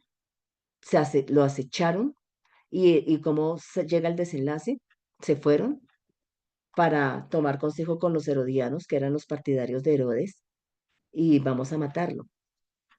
Entonces hay dos cosas ahí interesantes y yo creo que, claro, aunque es un relato de curación, ¿cierto? Y hay mucho que decir, por ejemplo, desde la perspectiva del hombre. O sea, miren que de ahí podemos decir muchas cosas analizando al hombre, la situación del hombre, qué significaba tener la mano seca, o sea, el hecho que llegue a la sinagoga, o sea, tendríamos mucho que decir si queremos desarrollar el personaje del hombre de la mano seca. Tendríamos mucho que decir y frente a la acción transformadora que Jesús hace sobre él. O sea, qué significa probablemente sin trabajo, porque no, nadie le daría trabajo. El relato no nos dice si tenía familia, si lo habían abandonado. O sea, qué situaciones pudo haber vivido el hombre y qué situaciones pudo haber enfrentado el hombre en esa sociedad del momento. Podríamos por ahí profundizar, pero por el otro lado también podríamos ponernos en los zapatos de los fariseos o identificar ese otro personaje que aparece acá. Y entonces decir, bueno, ¿qué significaba la sinagoga? Porque está en el lugar de la sinagoga. ¿Qué significa el Shabbat, el día de reposo? ¿Por qué los fariseos estaban en contra de Jesús? Aparentemente está violando la ley, entre comillas, porque es que según la ley, hay que investigar ahí y mirar todo eso. Podríamos decir muchas cosas también. Y luego la interpelación de Jesús poniendo el hombre en la mitad, ¿no? Poniendo el hombre en la mitad, porque todos estaban pendientes a ver qué iba a hacer. Y luego lanza la pregunta retórica y luego se enoja porque se da cuenta que no, o sea, están absolutamente cerrados y luego salen es para confabularse contra él. O sea, no hubo una respuesta. No hubo una respuesta porque no les importó. Miren los elementos que vamos sacando. Porque no les importó la situación del hombre de la mano seca. Les importó la ley. La ley estaba por encima de este hombre.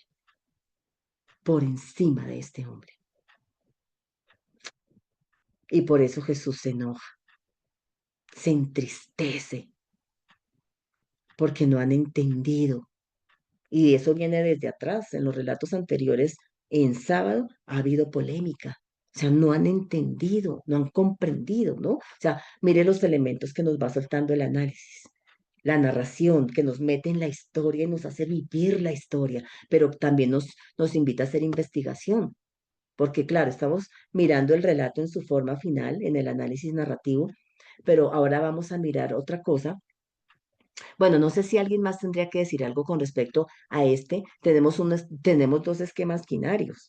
Claro, no tenemos una situación final porque el relato termina diciendo, dime, Jesús se retiró, dime. Bueno, Adelante. buenos días, bendiciones para todos. Lo que usted estaba diciendo, que este tipo de estudio nos invita a la investigación. Una de las cosas que me llama poderosamente la atención es qué hacía ese hombre allí. cómo ujú, llegó. ujú, ¿Cómo llegó a esa sinagoga? Si no podía entrar, ¿cómo llegó? ujú, Entonces eso da una invitación a través de este estudio acerca de este esquema quinario, la importancia de llevar paso a paso estos puntos. Y ujú. verdaderamente que estoy muy maravillado con esta hermosa clase y la felicito a usted. Dios le bendiga. Amén, amén, amén, amén. Como decimos nosotros los protestantes, la gloria para el Señor, qué bonito. Pero Jorge, mira, eso que acabaste de decir es importante, porque estamos analizando el relato, pero el mismo relato nos va invitando a investigar, porque ahora tenemos que ir a otras fuentes para decir, el hombre de la mano seca, como dice Jorge, él no tenía que estar en una sinagoga y no podía entrar a una sinagoga. Él estaba restringido porque era Shabbat y él era impuro por su enfermedad. Y al ser impuro por su enfermedad tenía que quedarse lejos. Él no podía acercarse porque volvía impuro a los demás. Pero el hecho de que él se haya acercado estaba esperando una acción liberadora para su vida. Pero los fariseos están por encima no solamente del Shabbat, como lo entienden, sino también aquí hay unas categorías de pureza e impureza que tenemos que investigar. Porque sí, llama la atención, como dice Jorge, llama la atención porque el hombre de la mano seca está ahí, no tenía que estar ahí, porque no podía, no podía, y sin embargo está, y Jesús lo visibiliza, mire otro elemento interesante, pero está ahí enfermo, seguramente con su mano ahí quieta, no sabemos, porque miren el relato de lo que nos invita, él entra a la sinagoga buscando una liberación, pero resulta que es probable que nadie se haya dado cuenta que él está ahí. Pero de pronto Jesús lo llama y lo visibiliza y le dice, ponte aquí en medio. Lo visibiliza para que los que están ahí miren la necesidad de este hombre, porque eso no lo están mirando los fariseos. Los fariseos están mirando que él qué va a hacer en Shabbat. Y probablemente si se hubieran dado cuenta que ahí estaba el hombre de la mano seca, probablemente lo hubieran apedreado y lo hubieran sacado porque es impuro y no tiene por qué estar aquí entre nuestros contornos. O sea, el análisis de la misma narración nos invita a ir a otras fuentes y vamos enriqueciendo el relato, lo vamos enriqueciendo de tal manera que todo eso nos va a ayudar y ya estamos haciendo interpretaciones, porque todo eso nos va a ayudar a seguir interpretando el relato, a seguir interpretando y le vamos a sacar más jugo al relato. Y eso que esas investigaciones que vamos a hacer, ya les digo en dónde el análisis narrativo no lo muestra. Entonces, por ahora acá, entonces estamos identificando la situación inicial, los nudos, que en este rato este relato tiene dos, que son estos dos que hemos identificado en naranja. Tenemos sí, en naranja y en azul, que son dos nudos, pero también sus desenlaces, sus correspondencias de desenlaces, y en el centro hemos identificado la acción transformadora que hace Jesús tanto para uno como para el otro problema, ¿no? Y el relato queda abierto, porque bueno, nos ponemos y digamos que los personajes también a nosotros nos interpelan, porque carambas, yo como que me voy adelantando ahí, porque también podemos ser fariseos, o nos identificamos con el paralítico, con el de la mano seca, que también tenemos necesidad y no encontramos una respuesta liberadora, o nos identificamos con los fariseos cuando la ley está por encima de la dignidad de la dignidad humana y que con el pretexto de ser cumplidores a cabalidad de la ley de Dios, lo que hacemos es subyugar y someter. Entonces miren que los personajes también nos invitan a mirar, ¿no? A mirar y a mirar, porque por ahí va la hermenéutica. Por ahí también al final, cuando ya enseñamos y predicamos y metemos a la gente en la narración, en este caso que son relatos, ¿no? Al final podríamos lanzar todo ese tipo de preguntas. Quizás nosotros también podemos ser fariseos, porque la ley está por encima, porque a veces juzgamos, si tú no lo haces así, porque es que la ley dice, carambas, ¿no? O sea, como que el relato nos va presentando también esos elementos para actualizar, para decir de qué lado estamos nosotros. del que está necesitado, porque también vemos la actitud de Jesús y nos podemos identificar con Jesús también, es el personaje principal, porque Jesús, o tomamos la actitud de Jesús que es capaz de compadecerse del que sufre, o tomamos la actitud del fariseo, o estamos en el lugar del de la mano seca. ¿Con quién nos vamos a identificar en la historia? ¿Con quién? ¿No? Entonces el análisis narrativo es bonito porque nos indica, nos muestra, ¿no? Así las narraciones del Antiguo Testamento, en fin. Entonces, bueno, hablando de las tramas, aquí volvemos como en grande, porque esa es una trama, esa trama que tenemos ahí es una trama clásica, sencilla, digamos, pero también podemos encontrar dentro de las tramas una combinación de tramas. A veces encontramos una combinación de tramas. ¿Y qué significa una combinación de tramas? Que, por ejemplo, puede haber un encadenamiento de tramas. Aquí tenemos Mateo 25, versículos del 14 al 30, por ejemplo, que está la parábola de los talentos, que esa la conocemos, que Jesús primero, en la primera parte del 14 al 15, nos narra una primera trama donde el propietario se va, ¿no? Y le entrega a cada uno talentos y va llamando a cada uno, usted le entregó tanto, usted tanto, y se va. Esa es como una primera trama.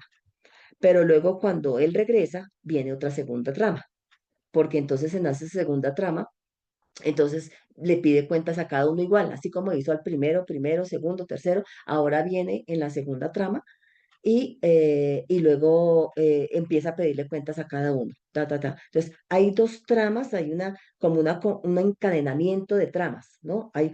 Por ejemplo, en este relato también del de, del de el hijo que llamamos normalmente hijo pródigo, ¿no? De Lucas. Es larguísimo, es larguísimo. Hay toda una trama, primero con el chico que pide la herencia, se va, toda la trama alrededor del muchacho. Pero después puede haber, hay otra trama con el hijo mayor, porque ya cuando él regresa y el padre le da el anillo y le luego entra en escena el hijo mayor, ¿por qué conmigo no lo has hecho? Y viene como un encadenamiento de otra trama ahí, porque entonces ahora viene la cuestión con el hijo mayor, se centra en el hijo mayor. Entonces, eso es lo que llamaríamos combinación de tramas, ¿no? Combinación de tramas. Pero también tenemos otras tramas que Daniel Marguerat llama las tramas engastadas. ¿Y qué es una trama engastada? Un ejemplo como muy claro es el de Mateo 25, 14 al 30. Le volví a poner la misma cita. No, aquí vamos a cambiar la cita, permítanme para que ustedes la arreglen porque así quedó el PPT, sin darme cuenta es que copié acá y pegué para poder seguir trabajando, pero no, el primero sí es el de encadenamiento de tramas, pero aquí la trama engastada podemos mirar, por ejemplo, Marcos 5 de los versículos 21, bueno, Marcos 5, pero porque aquí comienza con la llegada de un padre junto a Jesús y le suplica que tiene su hija enferma, tiene su niñita enferma. Y entonces Jesús se va con él en el camino y la muchedumbre llega, y de repente del 21 al 43, del 21 hasta el 43 para que le hagan el ajuste ahí al PPT, que no me di cuenta que me quedó como la misma cita, pero es diferente. Entonces, aquí está la cita de Marcos 5. Entonces, Jesús va de camino y de pronto se introduce otra trama. Y la otra trama es la de la mujer con flujo de sangre. Mientras él va de camino a sanar a la hija de Jairo, entra la otra mujer en escena y entonces toca el borde del manto de Jesús y se desarrolla toda la trama de la mujer. Y luego, cuando se desarrolla la trama de la mujer, vuelve nuevamente a Jairo y a su hijita enferma. Entonces vuelve nuevamente ahí. Entonces hay una trama dentro de la otra. Y entonces y uno diría, bueno, ¿por qué el narrador puso eso así? O sea, ¿por qué ese procedimiento de engaste? O sea, de meter una dentro de la otra. Entonces hay que buscar el punto, cuando eso pasa, hay que buscar el punto preciso en que la historia de Jairo se vincula con la historia engastada, que es la que está metida, que es el relato de la mujer con flujo de sangre. ¿Y cuál es el tema como el punto, el vínculo entre las dos tramas es solamente ten fe. No debes temer, solamente ten fe. Se lo dijo a ella y se lo va a decir a él también en el versículo 34. A ella le dice, tu fe te ha salvado. Y también a partir de ahí le dice a Jairo, cuando ya llegan y le dicen, ya no lo molestes porque tu hija se murió. Y Jesús le dice, solamente ten fe. Ahí está el punto de vínculo entre las dos tramas. Y entonces, al analizar las dos tramas, entonces, ¿cuál es el propósito del narrador? Primero, la fe, el no temer, porque Jesús es el que da la vida, porque le devuelve la vida a las dos, porque la niña está muerta, pero la mujer también está muerta en vida. Tiene flujos de sangre y al ser flujos de sangre también es impura. Ahí se pueden sacar muchas cosas, es impura. Hay que investigar la categoría de pureza, impureza. Ella no podía acercarse y mucho menos tocar a Jesús. Estaba invisibilizada porque donde ella diga que está impura, que tiene flujo de sangre, le diga, Jesús, mira, tengo flujo, todo el mundo la apedrea y la saca, usted es impura. Pero se acerca, lo toca, el toque es tan importante. Hay que investigar qué significa el toque de Jesús. El toque, el tocar, el tocar. Y Jesús también hace lo mismo que con el de la mano seca. La visibiliza y le dice, hija, la vuelve discípula de él cuando había sido desechada por todos los demás. Pero él la toca. Bueno, ella lo toca, pero él la saca del anonimato y le da voz, porque ella le dice, Señor, yo solamente lo que hice fue, le da voz, la visibiliza, la incluye. O sea, uno puede sacar como muchos elementos ahí, porque el relato mismo nos va dando los elementos y el análisis que vamos haciendo, pues va siendo importante, ¿no? Bueno, todavía tenemos tiempos. Ahora pasamos a otra parte, porque hasta ahora hemos venido, aunque ya hemos venido mencionando muchas cositas, ¿no? Pero muchas cositas de los personajes. Pero mire, ahora miremos como algo más de los personajes en sí. Entonces, los personajes, voy a ponerlo en grande otra vez. Los personajes son el rostro visible de la trama, claro, porque los personajes, aquí estos dibujitos los saqué pues del libro de Daniel Marguerat, que ahí está en la bibliografía, porque miren, los personajes son el rostro visible de la trama, miren, ahí están saliendo pues en el relato, ¿no? La suscitan, la alimentan, la visten, sin ello la trama queda solamente el esqueleto, o sea, la trama es el esqueleto, ¿cierto? Es el relato, es el esqueleto, pero lo que hace la trama, pues son los personajes y todo lo que va a pasar, todo lo que va a suceder ahí al interior, ¿no? Entonces, ¿qué tipo de personajes encontramos aquí? Mire, entonces aquí en este cuadrito de definiciones, los personajes que tenemos son, bueno, ¿qué es personaje? Pues es la figura, puede ser individual o colectiva, ¿no? Que asume un papel en la trama. Cuando hablamos de colectivo, por ejemplo, los discípulos, es un personaje colectivo. Cuando hablamos de una figura singular, el de la mano seca es individual. O cuando hablamos de los fariseos, es un personaje colectivo, porque no está diciendo exactamente cuál fariseo, sino los fariseos. Es un personaje colectivo. Luego tenemos los protagonistas, que los protagonistas es una persona simple o compleja que desempeña el papel importante en el desarrollo de la trama. Es el personaje más importante ahí en el desarrollo de la trama, ¿sí? Luego tenemos otro que se llama el figurante. El figurante es un personaje simple que desempeña un papel pasivo, ¿no? Como de telón de fondo, ¿no? En el relato. Entonces, el figurante es el telón de fondo, que puede ser, por ejemplo, las personas que están en la sinagoga, aunque no ni siquiera son mencionadas en el relato, ¿no? Están de manera implícita. Se supone que a una sinagoga asistía mucha gente. Entonces, ni siquiera aparecen en el relato. En otros relatos sí. En otros relatos sí dice que había una gran multitud siguiéndole, por ejemplo, pero no desempeñan un papel así como activo, sino es un papel pasivo, pero que aparecen ahí de telón de fondo. Puede ser. Pero también tenemos otro personaje que puede aparecer y lo llama Daniel Marguerat cordel, o en italiano, digamos, fischel o en alemán. ¿Y cuál es su papel? Es un personaje simple que desempeña un papel menor o único en el desarrollo de la trama.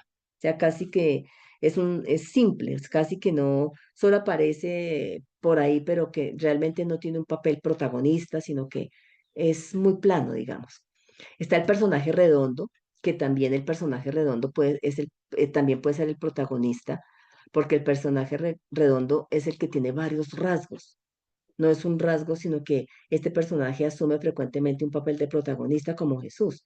Jesús es el personaje principal, pero también es el personaje redondo porque tiene varios rasgos. Lo presentan como airado, pero también tiene compasión del hombre, pero también está interpelando frente al Shabbat, haciendo como la resignificación del día de reposo realmente, qué es lo que se debe entender del día de reposo. Entonces es un personaje redondo en ese sentido, ¿sí? Y principal también. Pero también hay un personaje plano, que tiene un solo rasgo, no varios rasgos como Jesús que presenta varias facetas, dijéramos en el relato, sino uno solo, uno solo. Por ejemplo, digamos en nuestro relato podría ser el de la mano seca, un solo rasgo, es enfermo, pero hasta ahí.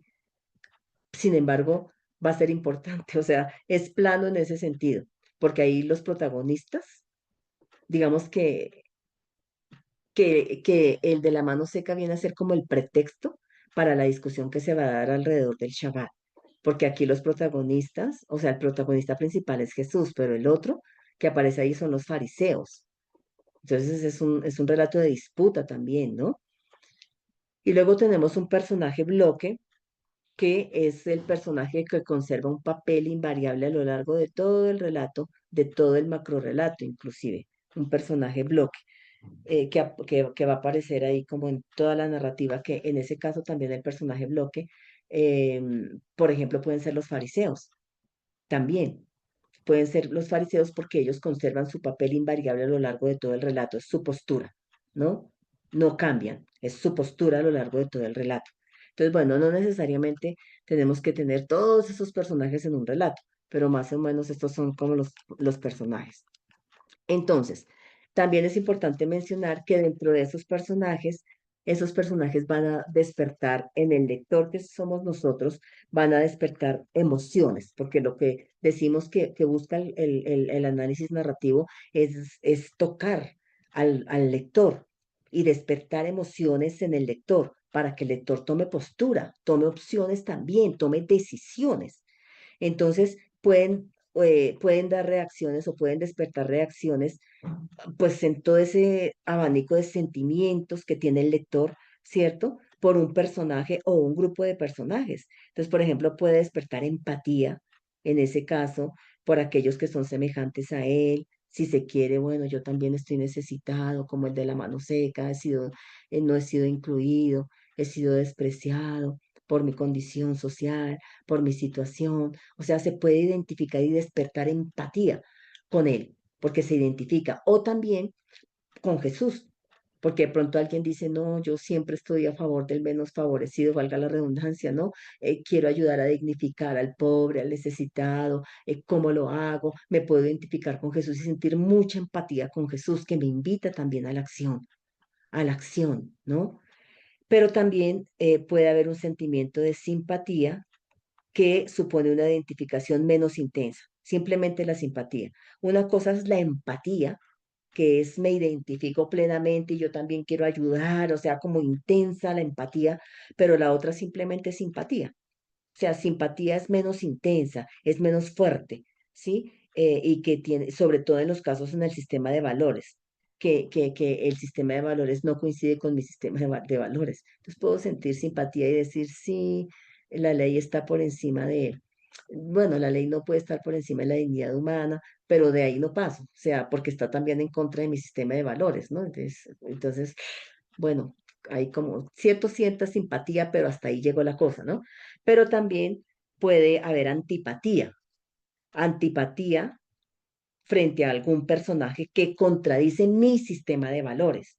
Y si mi sistema de valores está más alineado con el sistema de valores de Jesús, entonces siento mucha antipatía contra los fariseos, porque primero está la dignidad humana, el amor hacia el necesitado, antes que la ley por encima para aplicársela y se sale y lo echamos de la iglesia. Bueno, hay casos de casos, cada caso es tan particular.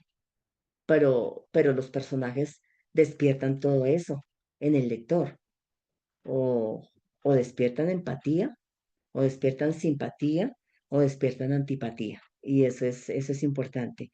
También es importante mencionarlo. Eh, Ahora, otra cosa que se me pasó, pero que estoy aquí como recordándolo con respecto a las tramas, porque hablamos de diferentes tipos de tramas. Hablamos de las tramas que puede ser una trama sencilla, como la que estamos analizando, puede haber una combinación de tramas, puede haber tramas engastadas, como como el caso de la hija de Jairo y la mujer con flujo de sangre, que es una trama engastada, pero también en los relatos que nosotros estamos analizando, también tenemos que mirar qué tipo si hay una trama de revelación o hay una trama de resolución. Entonces, por ejemplo, los relatos de curación, es que este relato de curación que estamos analizando es distinto, porque también dentro de ese relato de curación hay un relato de polémica, ¿no? Y desde atrás, mira, como Carol nos estaba resaltando, en el capítulo 2 al final termina diciendo, también el día de reposo se hizo por causa del género humano y no el género humano por causa del día de reposo, de modo que el Hijo del Hombre es también Señor del día de reposo. En esa trama de polémica de las espigas, esa es una trama de revelación también.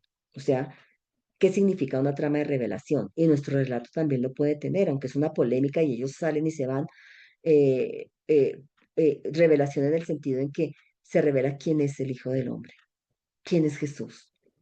Más en el relato de las espigas, porque él termina diciendo aquí hay uno mayor que el sábado, el Hijo del Hombre, Señor del sábado, y el sábado no se hizo para subyugar. Entonces, ¿quién es este? De revelación, ¿quién es este? Pero la trama de resolución es, por ejemplo, en el caso del de la mano seca, hay un problema y se soluciona y su mano queda restaurada. Esa es una trama no de revelación, sino es una trama de resolución del problema, ¿no? En el caso, por ejemplo, del relato que miramos en el segundo libro de los Reyes, es un relato de resolución, porque hay un problema. Vinieron los acreedores y no tengo con qué pagar. Entonces, ¿qué voy a hacer? Viene la acción transformadora y en la acción transformadora que hace la comunidad misma, Eliseo, la mujer, bueno, todos ayudan, ta, ta, ta, ta, ta, y finalmente se soluciona. Ya tienes con qué pagar y puedes vivir con tu hijo. Entonces, ese es de resolución. La revelación, las tramas de revelación, sobre todo, por ejemplo, en el Evangelio de Juan, son tramas de revelación. Porque cuando Jesús sana al ciego de nacimiento, lo acompaña un discurso de revelación. ¿Y cuál es el discurso de revelación? Es yo soy la luz del mundo, que se revela a través del signo que Jesús ha realizado, que Él es la luz del mundo. O cuando resucita a Lázaro, evidentemente en el signo mismo hay una resolución porque lo resucitó, estaba muerto y lo sacó, pero luego lo acompaña un discurso de revelación, el signo que apuntaba a revelar que Jesús es la resurrección y la vida. Jesús es la resurrección en la vida. Entonces, ahí como para tener en cuenta también nuestros relatos, ¿no? Listo, personajes. Entonces hemos hablado de los personajes, voy a tenerlo acá, dijimos que dentro de los, no necesariamente tienen que estar todos los personajes, podemos identificar el personaje principal y redondo, que es el que tiene varios rasgos, podemos identificar el personaje plano, que tiene un solo rasgo, y dentro de nuestro relato, que solamente hay tres personajes, porque está Jesús, los fariseos y el hombre enfermo. De fondo, aunque no se menciona, porque el relato no lo menciona, pero uno supone que hay gente, pero el relato no lo menciona, así que no tendríamos un personaje figurante de telón de fondo, no tenemos, solo está la sinagoga. Presuntamente sí lo tendríamos, digamos, implícitamente. Entonces, en ese orden de ideas, vamos a analizar qué personajes tenemos aquí. Entonces, ¿quién sería el personaje principal y redondo? Con varios rasgos.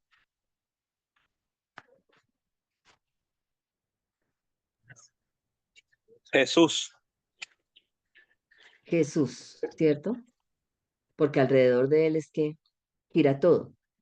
Entonces, a ver, ¿dónde no aparece directamente Jesús, pero sí aparece de manera implícita, ¿no? Les dijo aquí en el pronombre, ahí está Jesús. Entonces dijo al hombre, ¿quién? Pues Jesús, sabemos que es Jesús por el relato anterior. Porque si fuera solo por el relato, si fuera solo por este relato, nosotros diríamos de quién estarán hablando, pero es gracias a que este relato está dentro de una trama que él ha venido desarrollando y que apareció más atrás que sabemos que es Jesús. Profe, en Entonces, el, sí, ve- dime. en el verso 3 sí habla de Jesús. Entonces dijo al hombre que tenía El levántate y verso ponte en 3 medio. el verso 3 otra vez entró Jesús en la sinagoga.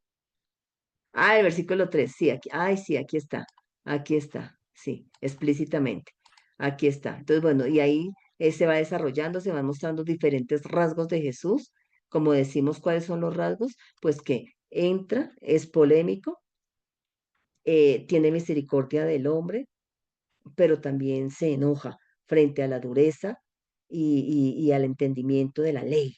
Entonces tiene varios rasgos Jesús acá, es el personaje redondo y el personaje principal. El otro personaje, el personaje plano, pues pensaría yo que es el de la mano seca, que tiene un solo rasgo, porque no se dice mucho de él, solo es un rasgo, está enfermo, tiene la mano seca y ya, se pone ahí al frente y miren que lo repite en el versículo 3 un hombre que tenía la mano seca y acá en el versículo 3 el hombre que tenía la mano seca otra vez, pero no tiene sino un solo rasgo, no presenta más cosas acerca de él, ¿no? Y el otro que es un personaje colectivo, que son los fariseos, es un personaje colectivo, es un personaje antagonista, digamos, es el antagonista, entonces digamos que también por los relatos anteriores puede ser un personaje principal antagonista, ¿no? Porque están presentes ahí todo el tiempo para, para acusar a Jesús, porque si este fuera el que estamos esperando, no iría en contra de la ley. Aparentemente va en contra de la ley. Entonces es un personaje que está todo el tiempo ahí, que también sería entonces un personaje, como decíamos acá, un personaje bloque que está ahí todo el tiempo, que es un personaje colectivo y que aparece ahí para estar en contra. Bueno, entonces el análisis de nuestros personajes. Luego tenemos el marco. Todavía tenemos unos minuticos. Tenemos el marco. ¿A qué nos referimos con el marco? Mire, el marco tiene que ver con el marco social, ¿no? Porque la acción de los personajes en el interior de la historia contada se desenvuelve dentro de un marco, es decir, dentro de un tiempo, dentro de un lugar, dentro de un entorno social concreto. Que eso es lo que, bueno, entonces estos tres indicadores pueden estar agrupados al comienzo del relato o diseminados a lo largo del mismo. ¿Cuáles tres? Ay, perdón, porque, ok, creo que, aquí el marco, no sé, estas dos diapositivas porque no me di cuenta que quedaron en blanco. Bueno, entonces aquí tenemos esta. Miren el marco. Aquí estamos los lectores. Los lectores estamos mirando el marco en el que se desarrolla la acción. Entonces puede haber un marco social, un entorno social, cultural también, que en ese caso nosotros como investigadores que estamos haciendo este análisis narrativo, el relato nos invita a hacer una investigación, porque decimos, ay carambas, nos invita a hacer la investigación de, por ejemplo, ¿cuál es el marco social y cultural o social que nos pone el relato nuestro? La sinagoga. O sea, nosotros estamos allá afuera mirando una sinagoga al interior. Todo se va a desarrollar al interior de la sinagoga. Entonces eso nos invita, y además dice que en sábado. Entonces eso nos invita a investigar en este relato qué significaba el Shabbat, el día de reposo para los fariseos, y que en Shabbat entrara en una sinagoga. ¿Qué se hacía en la sinagoga? Entonces, para que el mensaje nos llegue, porque el emisor, que es el narrador, nos está mandando un mensaje y que nosotros podamos entender ese mensaje, tenemos que hacer esa investigación para que el lenguaje sea igual, para que tanto el mensaje del emisor como el mensaje del que recibe, que es el lector, sea igual y podamos entender y no haya una ruptura. Entonces tenemos que ir a investigar ese marco social, ese marco en el que aparece. Por ejemplo, otros relatos cuando aparece, por ejemplo, en el monte. O sea, Jesús sube al monte a orar. ¿Por qué al monte? ¿Cuál es la connotación teológica del monte, por ejemplo, en Mateo? Porque Jesús sube a dar su discurso del Sermón del Monte ahí en Mateo 5, porque sube al monte a enseñar. ¿Por qué? ¿Cuál es la connotación del monte? Entonces nos toca hacer una investigación para que nos quede mucho más claro. Ah, claro, es que en Mateo él sube al monte porque está desempeñando el papel de ese profeta anunciado a Moisés, el cual vendrá y les revelará todas las cosas. Entonces, como Moisés, que está de telón de fondo y subió al monte y Dios les dio la ley, entonces Jesús sube al monte también para enseñar y resignificar esa ley que ellos habían vuelto una aplicación nominalista, meramente aplicación de la ley por la ley y ya. Y Jesús en el Sermón del Monte dice, mire, vamos a resignificar la cuestión de la ley y vamos a llevarla a su plenitud. Entonces, ustedes oyeron que se dijo, es más, yo pensaría que hay que ir más allá. O sea, ustedes oyeron que se dijo, no maten literalmente a nadie, pero vamos a resignificar porque vamos a ir más allá, porque no solamente es el hecho de quitarle la vida física a alguien, porque si en tu corazón hay odio y Jesús resignifica y lleva la ley hacia su significado realmente pleno, o sea, cómo es que tiene que ser la cosa entendida. Entonces, con razón que subió al monte, porque ya los judíos que estaban viéndolo subir al monte entenderían, este es el profeta, él viene a revelarnos todas las cosas y nos está enseñando. Otra vez, y Mateo está dividido en 5 grandes discursos. Qué interesante. Mateo es escrito para judíos, judio-cristianos mayormente. En 5 discursos como la ley y la Torá, Dios, Dios le dio la ley a Moisés. Moisés está de fondo en el Evangelio de Mateo, está de fondo. Entonces mire la relectura que hace Mateo con ese telón de fondo que es Moisés y la alianza en el Sinaí de la ley y bueno, todo eso, ¿no? Entonces, en nuestros relatos tenemos que en este caso, tenemos que hacer como esa indagación sobre el Shabbat, el reposo, la sinagoga, quién podía entrar, quién no. También hemos mirado otras cosas que ustedes mismos han ido descubriendo y que alguno de ustedes decía, bueno, no tenía por qué estar ahí el de la mano seca. Hay categorías de pureza y impureza. Tenemos que averiguar eso, porque entonces él por qué estaba ahí. Y si lo hubieran visto, lo hubieran sacado. Entonces miren cómo ese es el marco, ¿no? El marco, el escenario en el cultural y social en el que se desenvuelve todo lo que va a pasar. Entonces tenemos que estudiarlo porque así se nos aclara mucho más qué es lo que está pasando en el relato, ¿no? Entonces acá ya tenemos el texto y entonces pues ya hemos hablado un poco del marco. Y bueno, esta es la bibliografía que Daniel Marguerite mayormente es el que he seguido, el que es especialista en narrativa bíblica, pero así a grandes rasgos nos hemos acercado a lo que es hacer un análisis narrativo, pero permítanme, no se vayan todavía porque de la segunda diapositiva, el segundo PPT, hay otros elementos que esa era pues la segunda clase. Miren, tenemos otras cositas que decir acá y con eso sí alcanzamos a terminar nuestra clase de narrativa que estaba en dos clases y que hoy las abordamos. Y es otra cosa que aparece que es la voz narrativa. Nosotros hemos hablado del narrador, del narrador, del narrador, y es la voz narrativa el que aparece. Entonces, ¿qué es la voz narrativa? Pues es una voz que se las ingenia para guiar al lector o a la lectora y le va proponiendo toda clase de aclaraciones necesarias para que comprenda el texto, ¿no? Entonces, ¿cuáles son esas ayudas o esas ayudas que el narrador nos va poniendo? Entonces son comentarios que el narrador hace dentro del relato y que guían al lector. Por ejemplo, está el comentario explícito. El narrador hace un llamamiento directo al lector, lo que equivale a una intromisión total, como por ejemplo en Marcos 13:14 o en Marcos 24:15, que puse aquí el ejemplo. Pero cuando veáis ese es el discurso escatológico de Mateo. Pero cuando veáis la abominación de la desolación erigida donde no debe, y miren el comentario explícito que hace el narrador, el que lea que entienda, ¿no? O por ejemplo en Marcos 13 que habla, que también es el discurso escatológico, en Marcos 13 también es el discurso escatológico, pero por ejemplo cuando él habla de, él habla de, perdón, él habla de, en las parábolas del reino, en Marcos, perdón, las parábolas del reino, él también va haciendo allí una acotación, ¿no? Él va haciendo una acotación allí. Entonces también el que lea, ¿no? El que escuche y lea también, ¿no? Entonces, esos comentarios van a ser importantes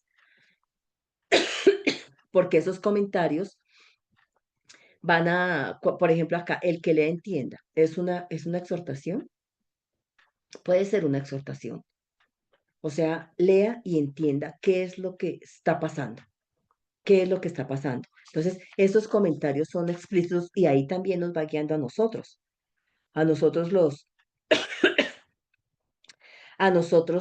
los lectores, porque entonces también nos está interpelando, ¿no? Nos está interpelando. Pero también podemos encontrar, bueno, entonces podemos encontrar esos comentarios explícitos así. O por ejemplo, cuando hace citaciones del Antiguo Testamento.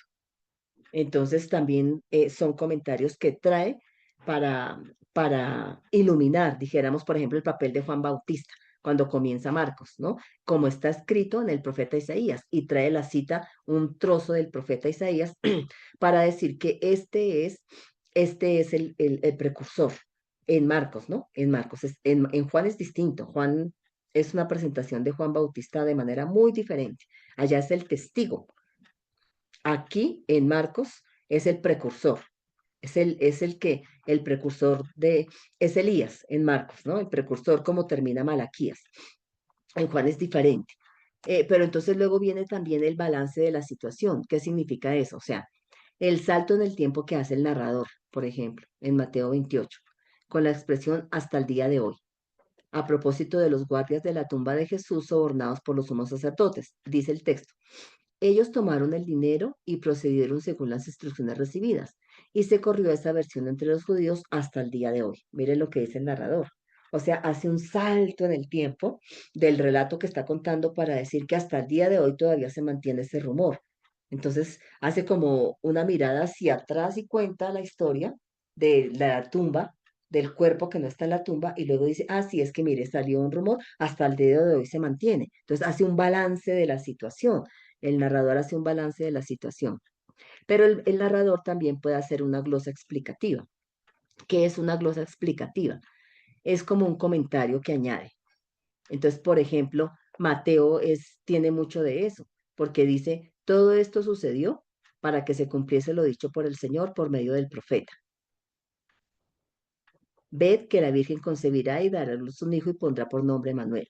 Pero este es el argumento escriturístico. Explica, cuando está diciendo que Jesús cómo nació, dice, bueno, es que eso se hizo y hace una explicación, porque eso ya había sido dicho por los profetas, entonces eso pasó así para que se cumpliera y hace una citación también de Isaías. Entonces, ese es un comentario explicativo, que significa glosa explicativa. Y también una glosa por ejemplo, esta otra, la explicación a veces, un relato refiere a un acontecimiento que el lector no sabe, el lector no sabe, pero que él le ayuda y le explica. Por ejemplo, Marcos 1:22, porque les enseñaba como quien tiene autoridad y no como los escribas, para que uno vaya entendiendo la enseñanza de Jesús. Ok, porque es que él sí tenía autoridad, pero los escribas no. ¿No? Entonces le va explicando a uno cosas, como cuando uno le cuenta algo a alguien y uno hace como esos paréntesis, mire, es que te digo esto para que entiendas, porque entonces uno les hace explicaciones para que se entienda. Por ejemplo, este otro, la traducción. Por ejemplo, la explicación que requiere, la expresión que requiere explicación, porque es un nombre propio o un lugar. Por ejemplo, acá, Emanuel, ¿y qué nos dice el narrador para que entendamos qué significa Emanuel nosotros que no sabemos? Dice que traducido significa Dios con nosotros. O por ejemplo, cuando dice llegados a un lugar llamado Gólgota, nosotros no sabemos, él nos explica. Esto es Calvario. Entonces, esas son las glosas o los comentarios explicativos que el narrador nos va poniendo para ayudarnos a comprender, a entender, a aclarar lo que él mismo nos está narrando, ¿no? Entonces, aquí ya con esto terminamos. Entonces, así a grandes rasgos hicimos una presentación de lo que es el análisis narrativo y lo hicimos pues a la luz de un texto que fue el de Marcos en este caso, que habría cositas que decir, pero ya vimos por dónde el relato nos va mostrando los elementos, vamos extrayendo, vamos investigando el mismo relato, ¿no? Y entonces ahí vamos sacando elementos para la interpretación y para la actualización del relato también, ¿no? Entonces, aquí hay como unas preguntas para iniciar un análisis narrativo de otro relato que nosotros queramos coger del Nuevo Testamento, si se quiere, o del Antiguo. Entonces, hay que primero leerlo, evidentemente, hay que leer siempre que vamos a hacer un análisis, hay que leer muchas veces un versículo o un relato. No solamente basta con una lectura, porque uno entre más lea, más identifica elementos, más identifica elementos. Entonces es como lo primero. Después tenemos que hacer delimitación del relato. Recordamos límites del relato, dónde comienza, dónde termina. Tenemos los criterios para determinarlo. Después hay que dividir el relato en cuadros o en escenas. ¿Qué escenas tiene nuestro relato dentro de esa progresión narrativa? Luego tenemos la trama, hay que desglosar el relato según la estructura quinaria, si tiene todos los elementos. En nuestro relato no había situación final, pero tenía desenlaces a dos nudos. Pero no todos los relatos tienen dos nudos. A veces solamente hay un solo nudo, ¿no? Entonces miramos la trama porque todo eso nos permite seguir identificando cuestiones. Luego miramos los personajes, hacer un inventario de los personajes tanto individuales como colectivos del relato. ¿Qué jerarquía establece el relato entre los personajes? ¿Cuáles son los protagonistas? ¿Quién desempeña el papel cordel o simplemente una figura que está ahí plana? Diferenciar los personajes redondos de los personajes planos. ¿Qué sentimientos despierta los personajes? Si empatía, simpatía, antipatía. Y uno se puede identificar con cualquiera de los personajes que aparece ahí mayormente. Entonces, por eso el análisis narrativo, decimos, le interesa mucho más el lector, porque le quiere hablar al lector. Y entonces eso es lo pragmático, porque uno como lector tiene que tomar opciones. O se queda como está o invierte su escala de valores, o qué va a hacer, qué opciones va a tomar, ¿no? Luego las preguntas del marco. Entonces, observar las indicaciones temporales, si tiene cronología, si esa cronología es solamente simbólica o tiene un propósito teológico, si es de noche, en invierno, ¿no? ¿Cuáles son los movimientos del espacio, el acercamiento, el alejamiento de los personajes? Se escriben los datos geográficos en un esquema político, por ejemplo, en Judea, cuando Herodes reinaba, nos invita a investigar el escenario político, porque, por ejemplo, si vamos a analizar el relato de cuando Herodes mandó matar al niño, tenemos que analizar el escenario político, o sea, quién era Herodes y qué era lo que pretendía políticamente hablando, para poder entender por qué quería matar al niño. Entonces, el marco, me parece que el marco es muy importante porque es ese marco social o cultural, político, donde el relato está. Entonces, nos asomamos al relato y lo que está pasando dentro del marco donde está y tenemos que investigar ese marco para entender mucho más el relato. Y bueno, y con eso terminamos, si alcanzamos, eh, las dos primeras clases de la literatura narrativa como tal. Entonces, con el favor de Dios, pues mastiquemos todo esto, miremos los tres videitos, hagamos la lectura de la literatura narrativa que complementará lo que acabamos de decir. Y bueno, si llega a haber alguna pregunta o algo de hoy en 15, que volvemos nuevamente con otro tipo de literatura, también haciendo un ejemplo, que sería la literatura, creo que es la literatura poética. Entonces, analizar un salmo, si se quiere, o analizar un himno del Nuevo Testamento, mirar cómo lo analizamos, porque así eso sería una retórica. Ya no es análisis narrativo, pues porque evidentemente las características son distintas, pero vamos a mirar las características de la literatura poética y analizamos un poema, un himno, lo que sea, para que miremos ya otro tipo de literatura. Entonces, así las cosas, pues un abrazo fraterno para todas y todos, el Señor les bendiga y bueno. Muchas gracias. Excelente clase, profesora Elizabeth. Así que bueno, queda poder revisar los videos, muy interesante, aportes muy significativos para el estudiante en su análisis del texto bíblico. Entonces, a tomar en cuenta cada uno de los pasitos, ¿no?, que la profesora ha venido explicando. Un cordial saludo, que tengan buen fin de semana. No se olviden de ingresar a la plataforma y poder responder su control de video.